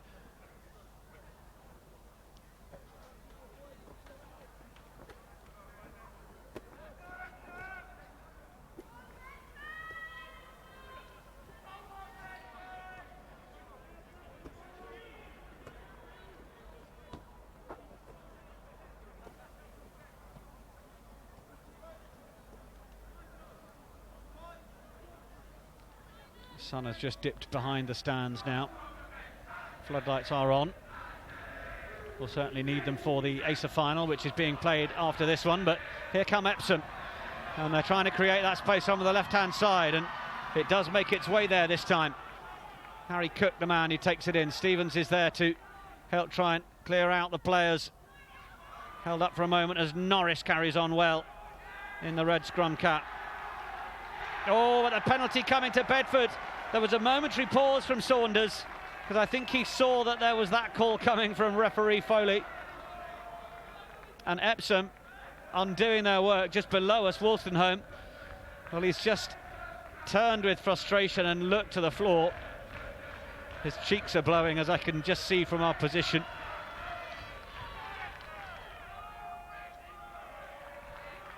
Great body position. I think Charlie Clark may have been the man who was in the position to effect that turnover, the Bedford open side. Well, we've talked about Epsom's mistakes, but what about Bedford's discipline? A man down. They've spent pretty much the entire time with the player in the sin bin inside their own 22, but they haven't creaked, they haven't given away penalties, which is the exact opposite of what Epsom have done, and as a result they still have that 8-point lead. Impressive stuff from the team in red. Philip Cooper with the jump at the line out. It's away through Dalton. Now they come. Strachan with the crash ball. Takes it down. Burgess, oh, he's been charged down. Gulliver was really desperate to try and jump on that, but Charlie Clark has tidied it up for Bedford. Dalton still can't get the kick away. He's not had a great afternoon with those box kicks at close quarters. And it will be possession to Epsom. Scrum half not really giving himself enough room, is he? As we see Adewale making his way back onto the field following the yellow card. So Bedford back up to 15, and well, they haven't conceded, have they? Jack Dalton had a couple of box kicks charged down in the first half, but having a look there, they're just so flat. He's taking the ball at almost sort of chest shoulder height and just looking to pummel it flat. Now, when you haven't got protection and you've got back rowers closing you down, you need to put a little bit of elevation on it, and he could have got his side in a little bit of trouble. As it stands, Epsom have got the put in here 35 or so metres out. Well, they're just about controlled it. Referee is happy to let Carter pick and go. They're looking short side again. Dingwall was trying to encourage his scrum half to think about another box kick. Bedford, they get a couple of guards in that time, and that gives Dalton the time, as Dave Rogers says, to get a much better elevation on that. And Harry Cook takes that in. It's a really good first up hit on Cook from Carter. Saunders looks down this right side. Stevens is getting after this one. Ball bounces up for Dingwall. Stevens with the tackle. It's good work from the centre. Oh, but then some lovely feet from Burgess. My goodness me. Gets rid of 2 of the tackles. JPR Williams-esque. They come down the short side. Cave strong enough to hold it up and allow his winger Olabuye to come away with it. And Olabuye puts the chip downfield himself. Well gathered in by Cook. Is there some room on the left-hand side? They're trying to get cover over there as Boyd calls in the reinforcements to defend. It's there for Epsom. Saunders, Braithwaite holds the pass that time. It's gone backwards off the hooker. Oh, it's then untidy. I think it has gone forward off Braithwaite that time. I think the assistant's trying to communicate that to the referee, but perhaps it's not been spotted by him. Epsom still with possession, and Bedford could get really caught here if they can get quick ball to the left. They're going to get a penalty, Epsom. Well, they were perhaps a little lucky with that call on the knock-on because it wasn't spotted by the referee, and they've now got the penalty. Well, I thought the assistant was in a good place there. It could have been called on knock-on a couple of times where the ball's kind of 50-50 and it seemed to bounce off an Epsom player, but the referee and the assistant have a lot better view than us, so we'll give it the benefit of the doubt. One player I would like to single out is the Epsom 15, Harry Cook. We maybe picked on him a little bit in the first half because he made some key mistakes, but in this second half he's had a little bit of space and showed that he's a very dangerous ball carrier in a counter-attacking situation. He did take quite a hefty hit there inside his own half, but still managed to present the ball, and more good kicking from Saunders from scrum half has eventually led to this penalty, and also a sensible decision to go for the sticks here, because again there'd be the temptation to try and go for the 5, but still plenty of time left in this final. Saunders makes no mistake with the penalty. His 4th kick out of 4 of the afternoon. Closes the gap to 5 points. A converted try would put Epsom in the lead. But they've not had the lead in this one. They've been playing catch-up the whole way through. They got to within a point at half-time before Bedford School scored the try through Burgess, which he converted, of course. So Bedford 21, Epsom 16. Plenty left to run in this one, and the supporters are going to be playing their part. They certainly will. Well, Epsom, of course, as you mentioned, not led in this match so far, but they've had a lot of ball in the second half, and Bedford have done a lot of defending. So we'll see if that plays a part towards the end of the match. Burgess's restart. Olabuye then receives the kick back downfield. Little switch in field with Dingwall, and Dingwall spotted the gaps, and Dingwall through, and he's got support on his left, and here come Bedford down the left. Oh, and it's passed back in field, and it's going to be a great score. Try given for Shea Boyd, and the outside centre. Well, the options were opening up either side for Bedford. I thought Olabuye might get the pass, but it was brilliantly done. Boyd finishing it. And no sooner do Epsom get 3 points on the board to narrow the deficit than Bedford come forward and get try number 3. Absolutely glorious stuff from Bedford. They've been scoring tries for fun all season. But when we see the replay, have a look at the work from Philip Cooper, the second rower. Great to see a tight 5 forward, not scared to take the ball, and has a look left there, has a look right, and picks the inside pass. Great support line on the inside shoulder from the number 13, Shea Boyd. Great team try from absolutely nothing. And surely that puts Bedford in control here. A long way back for Epsom. Certainly right to pick out the effort of Cooper there. Brilliant awareness from the second row. And Burgess can add the extras. Bedford School 28, Epsom College 16. The gap opens up to 12 points now. That's the biggest it's been in the game so far. We've seen Epsom come back once. They've got to do it all over again.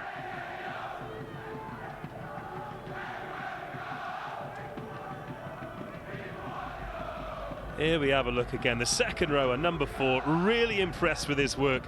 Had a look outside, saw that the winger was under pressure. So surveyed his options and picked out Shea Boyd, delighted to get over the whitewash here at Allianz Park.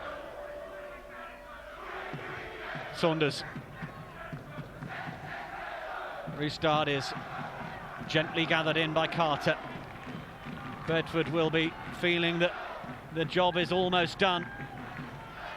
Still got 10-15 minutes left to go of this one. Pass in field for Cook. Bedford defensive line comes up. Cook avoids the first couple of tackles, but it's there now and shipped away. Ivo Slot is on the field, taking control of things at scrum half and looks to try and nip through a gap himself. Changes being made by both sides. Slot managed to just do enough to get that away from the back of the scrum, or the ruck rather. Referee is playing an advantage. Interesting that Slot's come on at scrum half, but Saunders has actually moved to outside centre. Well, Saunders, with his experience and ability, will certainly relish the chance to try and make a bit more tick down the back line. But it's turnover ball again for Bedford. Oh, that's not the greatest pass from Dingwall. He's giving Burgess plenty to do, but Burgess won't panic. And Burgess follows up his kick well, showing his all-round skills. And Ollie Burgess, well, just in there, there's been a little knock-on. So Epsom will get the opportunity of a scrum. And you get a sense from this point of the game that Epsom need to get some points on the board. They need to get them from the try, really, if they're going to effect any form of assault on the scoreboard.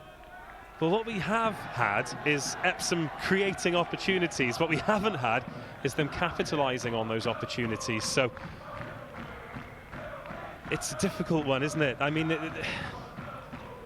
I think if they are to come off this field as runners-up, I think they'll be very frustrated. I think they'll watch this game back and they'll see that they've done so many things very well, but it's been unforced errors that have been their undoing.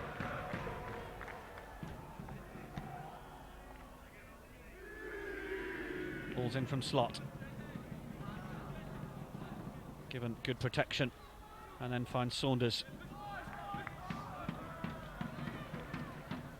Good tackle from Strachan. Epsom down on this near side. Cave trying to effect the turnover. Sorry, it was in fact Charlie Clark. Clark's done brilliantly there. He's been a thorn in the side of Bedford, of Epsom at the breakdown. That's another turnover penalty he's won. It's just on the floor on his haunches there, being helped to his feet by Olabuye. Open side has put in a stern contribution.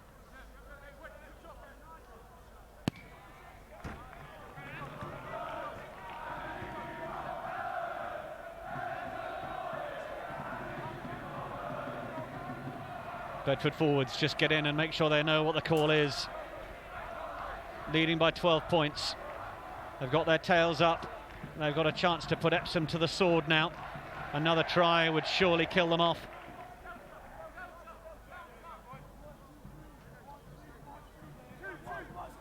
Ball goes to the front of the line. Then it's with Clark.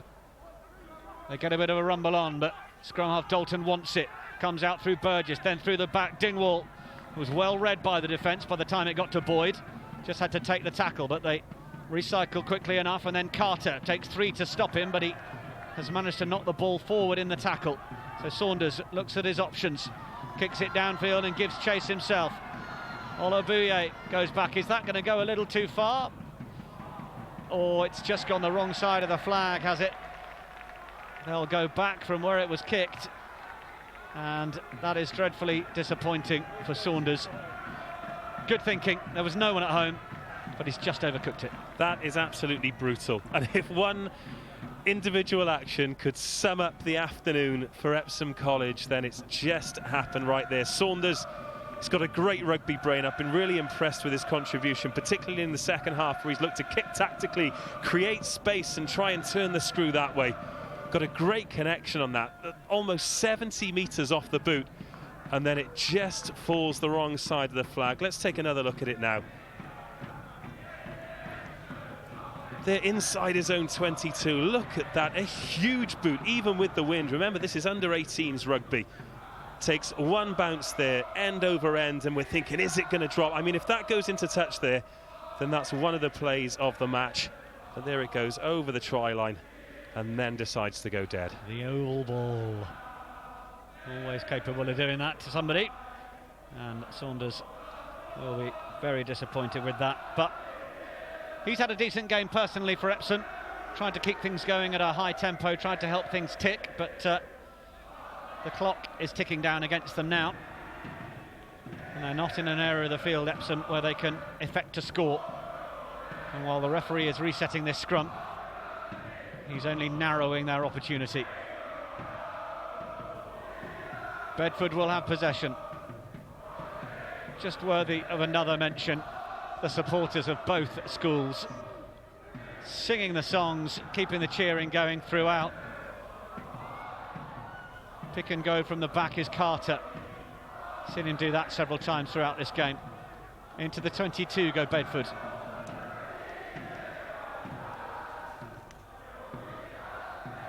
Dalton.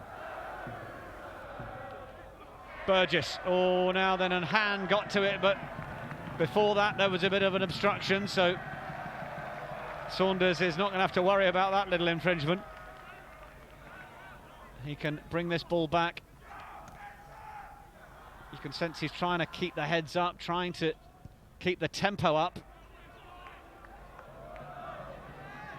Ball's not found touch though, and that's crucial, but then it has been knocked on by Bedford. Uncharacteristic from the Scotland under-16 international Fraser Dingwall.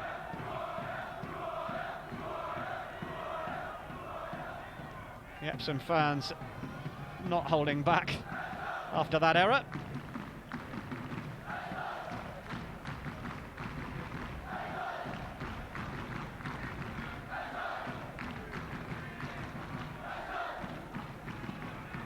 Well, Epsom, they need 2 scores, and they would need to get one now. It's a big shove from Bedford, but it's early. Oh, but the mark needs to be adhered to, says the referee. Well, calls Gulliver back. Sorry, again, it was that man Gulliver just desperate to try and make things happen. It was his hard work that got them back into the match in the first half, and he was trying again there. It's desperate times here for Epsom, but they are in the right areas of the field.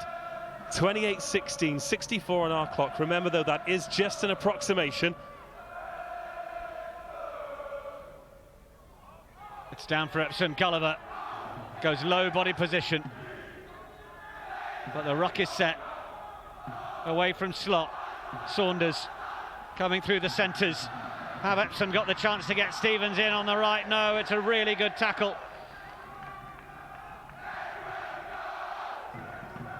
Epsom driven all the way back nearly to the 22. Bedford put the pressure on. Penalty Epsom.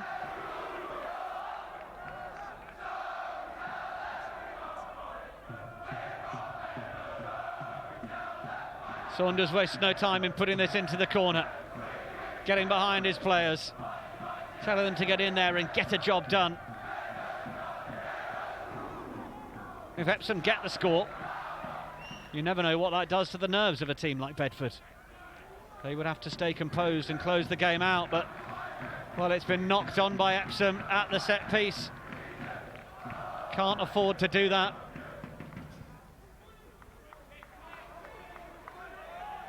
Kick away though, hasn't found touch, so Stevens looks to the left. Saunders does well. Oswald Wilde back in field. Haven't seen too much of him in the second half. Slot looks to the left. Carried by Oscar White. Sorry. Slot again. Saunders. Now they use Cook. Gets in field. 2 tackles. Oh, now it's come away. Is there going to be a chance for Jamie Anderson? No, just into touch he goes. Well, it's possibly a decent opportunity to reflect on the game so far as we approach full time, Dave. And, well, we've seen some great performances from the likes of Jake Carter at number 8, Charlie Clark, who's been forcing those turnovers for Bedford, even James Gulliver with that quick thinking, Onslow Wild and Niall Saunders trying to keep Epsom College ticking over. But I think one man has certainly put in a real contribution. And Dave, tell us your man of the match. Well, he was just had his hands on his head, sucking some air in, and I'm not surprised because the outside half in red has been exceptional today. He's kicked points, he scored that exceptional try, but it's just his work rate throughout. His defence has been great. He's chased his own kicks and made the tackles. He's got 18 points to his name, and the man of the match in this final is number 10, Oliver Burgess. Vice-captain of the Bedford school side, Burgess, great personal haul in terms of points. Game carries on though, and Stevens takes that one quickly. Causer. Then Saunders, he's going backwards at the moment. Tries to get rid of Adewale. Such great hunger from Bedford defensively to keep pushing Epsom back, even at this late stage of the game. Epsom, Gulliver with the pass and then the run around. Stevens tries to get around Olabuye, gets the pass back in field to Vaughan. Penalty Epsom. Ball's thrown back in field. Almost think about the quick one, but Saunders rushes in to say, let's take this down the touchline and go with the set piece. They've got to get the set piece right though. Last time they did this, the line out was appalling. Well, it was a line out in the first half from a very, very similar position to this, but obviously going the other way, which led to the first try. But of course, one try now, not enough. They need to score a try and get the ball back. There is no time to waste here. And that's a good start. Good ball at the back. Nick Fizakali, number 18, joins the line. And then Gulliver breaks down the right side. Gulliver's in! So threatening with ball in hand, so powerful and so quick. And Gulliver gets the try. Takes Epsom up to 21. They're 7 points behind. There's a conversion attempt to come. Gulliver's just holding bottom of the side of his stomach there, perhaps a little bottom rib. But great vision and, well, poor defence from Bedford, really not seeing that opportunity. Well, look at that work, though. Explosive from the back of the maul, and that left hand there just absolutely unstoppable. Like any good 7, even in the last minute or the first minute, they just give it 100%. 2 tries for him. And what a big kick this is coming up. Gulliver, Saunders with the kick. He had to try and take it quickly, hoping there was enough time on the clock. But there isn't. Bedford School are the winners of the Champions Trophy. And what a result for the boys in red. Barry Burgess will be immensely proud of his side, no less his son, Oliver, who lifts the man of the match gong. But by 28 points to 21, Bedford have done it. They got that early lead. They were caught at half-time, but they powered on in that second half. And they are fully deserving of being the new winners of the second year of the Champions Trophy. I'm delighted to say that Sam Howard from Dulwich College has joined us. And, well, Sam, you've been with us. You gave us your thoughts at half-time. And, well, Epsom, they had few opportunities. They took some, they didn't take others. And Bedford, they just showed their power and strength really throughout. Yeah, I think the best team has won on the afternoon. It was a cracking game of rugby. Fair play, 2 great school sides going toe-to-toe there. I think Epsom, as I said at half-time, they had a few overlaps in that second half and they bombed them all, unfortunately. I haven't seen the replay. It looked like it was a penalty try from where I was on the deliberate knock-on. but they had another couple of chances where they had men over. They didn't take them, but I don't know whether that was because of the reshuffling. I know they lost a few centres to injury, but I think Bedford were the best team on the day. They had the two outstanding players on the park. Obviously, Oliver Burgess at fly half and Charlie Clark as an open side was outstanding. But a cracking game of rugby, and all the players out there should be very proud of their performances. So the final score then, Bedford School 28, Epsom College 21. And Sam, do stay with us as we'll just have a little look at some of the highlights.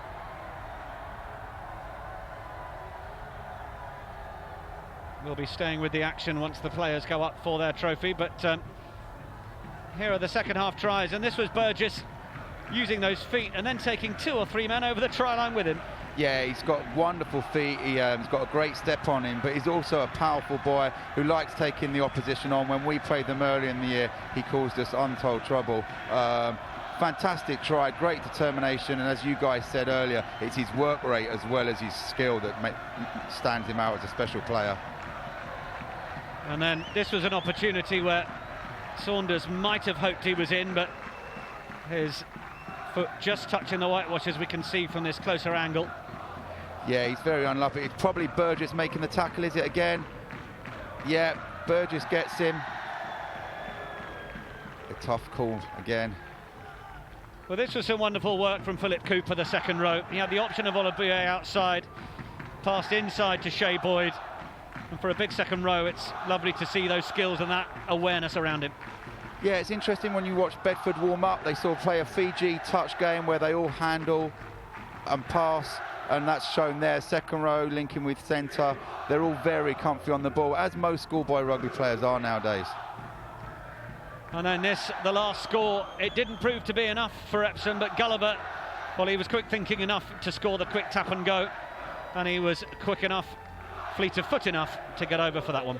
Yeah, and all came from the line-out drive, which unfortunately didn't work for Epsom a few times in that second half. They had a few 5-metre line-outs. They went to the front, and Bedford spoilt it. If they could have got that going, then again, it may have been a different result.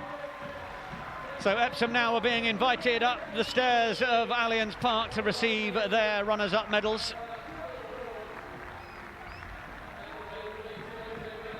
Bedford await the chance to get up and lift the silverware, of course.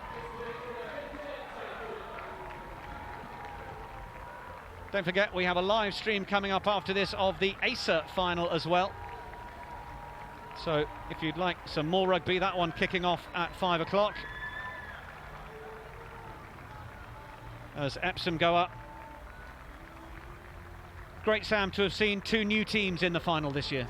Yeah, I think we were saying earlier, throughout schoolboy rugby in the country this year, there's been no real outstanding team. Everyone's sort of been beating everyone, apart from this Bedford team, to be fair. I think they're worthy.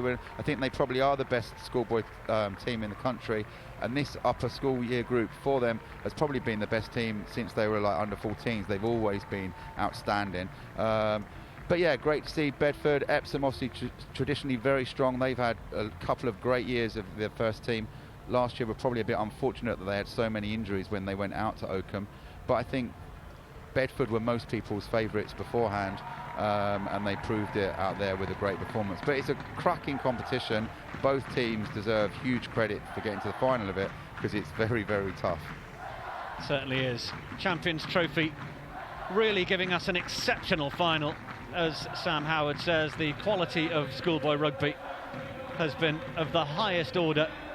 And this afternoon we've seen some scintillating tries, some great moments of individual skill, as well as interplay between backs and forwards as well.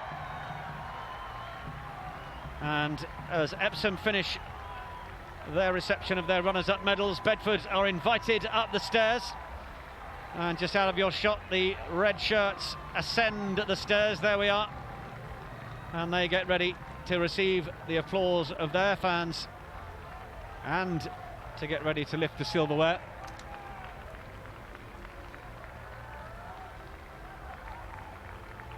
George Cave will be the man who is no doubt handed the final honour, and he waits at the back of the line. And of course, Sam, for many of these players, this is the start of an ongoing experience of playing rugby at the top level. Yeah, I would have thought, as you said, quite a lot of the players at Bedford are at Northampton's academy, so they'll all hope that they can go down that route. And even if they don't make it into an academy, hopefully they will continue playing, whether at university. We at Dulwich try and push our boys on, no matter what level they're playing on. You want the boys to continue playing rugby when they leave school. It's all handed to them on a plate at school, but hopefully they will continue when they leave.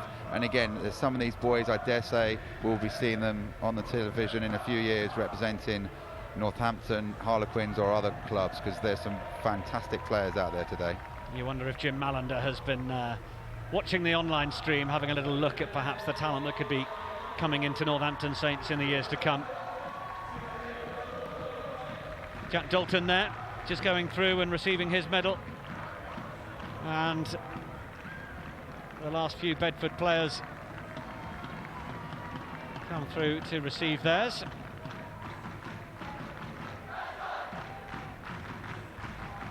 Great conditions here at Allianz Park as well. The Epsom support really vocal. There's of course a co-ed school, so we've got the boys and girls of the school in the stands cheering away. They're delighted with the contribution that their side have made, and so they should be. Great performance from the likes of Niall Saunders returning to the side, and the 2 tries from James Gulliver, who looks to be a real talent, that open side. But the day is to be Bedford's. They came out strongly in that first half. They opened the door perhaps a little too widely for Epsom towards the end of that first half, but they certainly showed that they had the strength and presence of mind to continue and bounce on and put the game to bed, winning by 5 points in the end after that late Gulliver consolation score for Epsom. But they'd held that 12 points for a large section of the second half, and having scored 3 tries with 18 points coming the way of Oliver Burgess, they have done all that's required to get themselves to the top of the tree. 32 teams came down to 2, and 2 became 1 this afternoon at Allianz Park, as George Cave is presented with the trophy.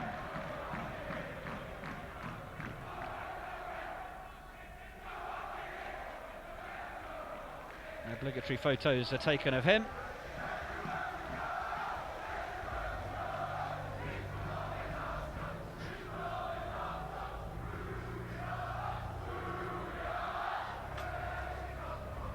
Bedford School get the chance to acknowledge to their fans that they are the Champions Trophy holders.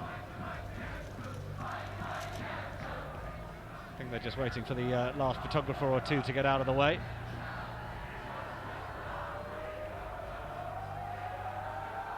Here we go.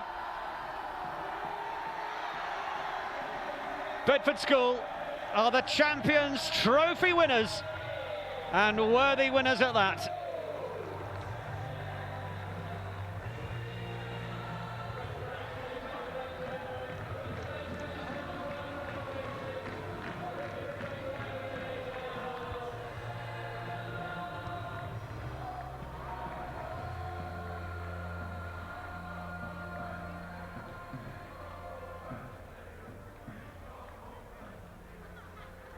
Well, jubilant scenes here at Allianz Park as George Cave raises the trophy. We're going to have some post-match reaction for you in just a moment or 2 from the coaches. We're also, of course, building towards our second live stream of the afternoon. Kick-off in about an hour for the ACER final between Hartpury and Bicton, which is effectively a Gloucester against Exeter Chiefs derby.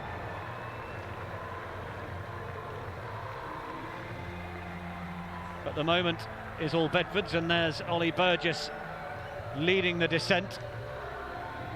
And great to see these players almost treated like rock stars as they come down the stairs with their fellow peers and pupils. It's the moment they deserve, Sam. Yeah, they absolutely. This is the best time for them. All their schoolmates and friends are going nuts and loving them, and thoroughly deserved. They were fantastic in that day, in the game, and have been all year. So they should really enjoy this moment. And I dare say they'll They'll remember this moment for the rest of their lives. I've still got all the boys from Dulwich that won in the finals. Their parents still go on about it being the best day, and the parents probably are enjoying this just as much, if not more, than the boys out there. It's a cracking occasion, great tournament, and they should enjoy this for as long as they can. So the team make their way back to the pitch through the crowds, just to finish off the duties and to get the photos down on the pitch in front of the branding.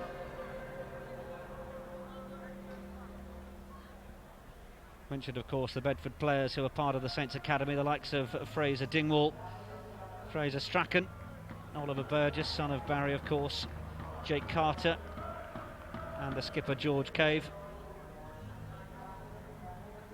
All getting a chance to put themselves forward in the under-18s level with those Premiership clubs. It's things like the Champions Trophy and the Acer League that are designed to make that player pathway so clean and easy for talent to rise to the top in England. Talent that at the very top is under the new stewardship of Eddie Jones, of course. More chances to cheer for Bedford School.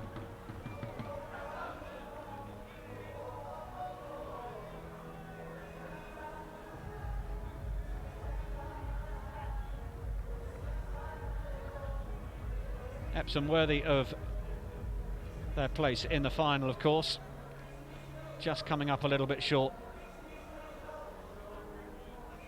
Was signalled really in those last 10 minutes when, even while Epsom had the ball and were trying to come forward, Bedford was still pushing them back defensively, which was one of the more impressive sights. It was really at that stage where the game had already been won, and no doubt that Barry Burgess, who's on the right of your picture there with the Hulk Hogan-esque Movember effort, I'm assuming. It better be for charity, otherwise he's not going to like that comment very much, is he? No, Bedford traditionally, and the players, I think the captain's got a mo out there as well. They always do a sort of good video, raise a lot of money. I think Bedford School do that. I think it's fantastic for Barry, having his son out there playing man of the match. Lovely occasion for both of them. Barry's been at Bedford for a long time. They always play an attractive style of rugby, and Barry should be thoroughly sort of pleased with what he's done with this squad, and the fact that they have won this tournament is great for them at the school and him personally. Yes, we certainly congratulate him and the efforts of his son. Epsom just down below us then, a little disconsolate, understandably a little disappointed, but they played their part in a great final and they make their way off the field. We will get some reaction hopefully from their coach as well. We've got that coming up for you very shortly.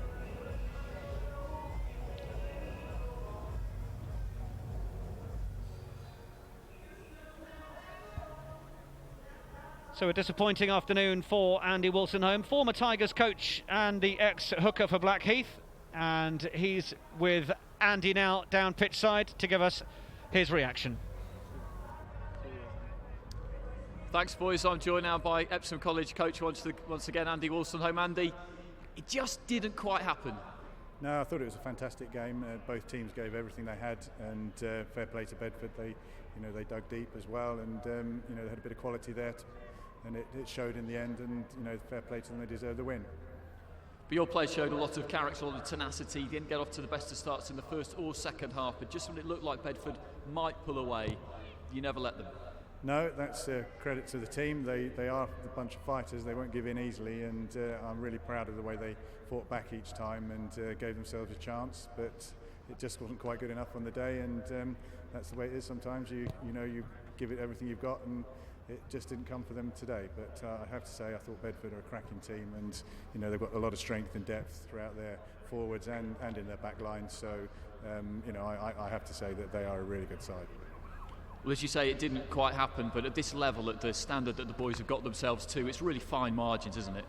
Absolutely, yes. You look at bits and pieces in the game and you think, well, if something had just gone your way, a little bounce to the ball maybe, or a pass had gone to hands, then obviously it could be in a different scoreline. But that's the way rugby is played, and to be honest, the game was in the balance for a long period. So I think it was a cracking game. If you're an impartial spectator, you would have thoroughly enjoyed it. It was a bit harder for the coaches, but you know, that to be fair, is it was an outstanding game. So I'm very proud of the way our players played, and I think it was a credit to schoolboy rugby.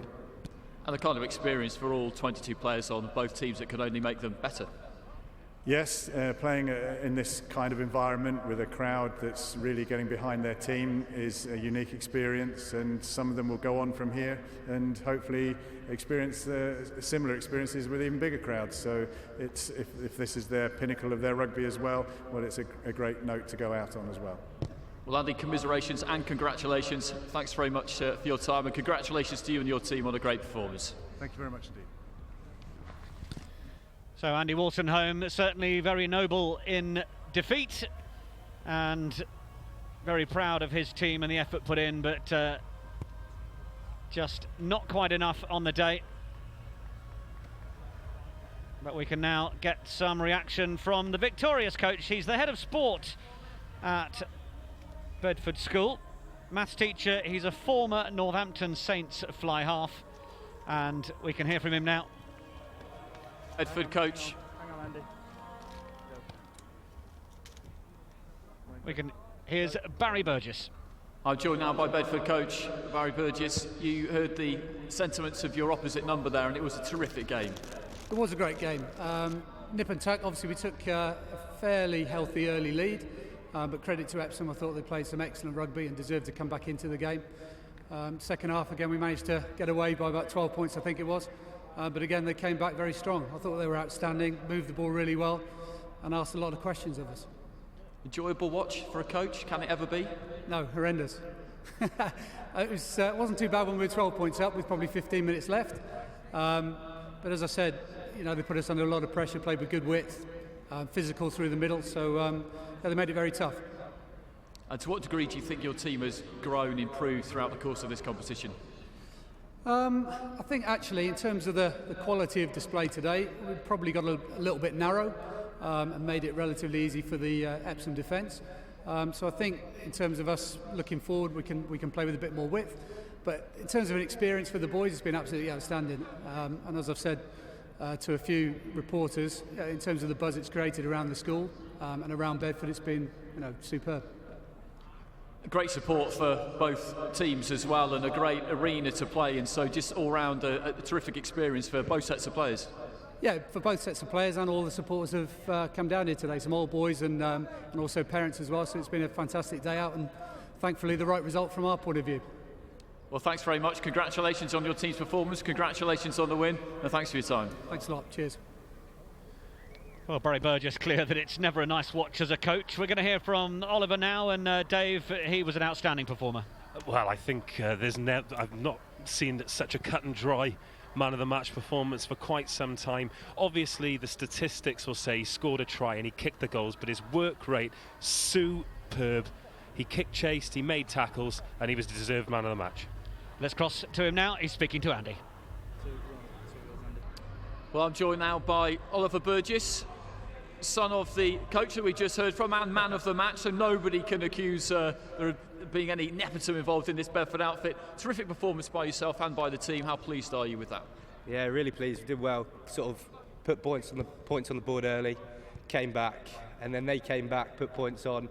Bit of a kicking display out there, but we did well to hang on in the end. Epsom always came back at you, as you say. You built up those leads in the first and in the second half, and you maybe could have felt that you're about to kill them off, but they never quite let it happen. No, they didn't. They worked really hard. Been analysing them all week.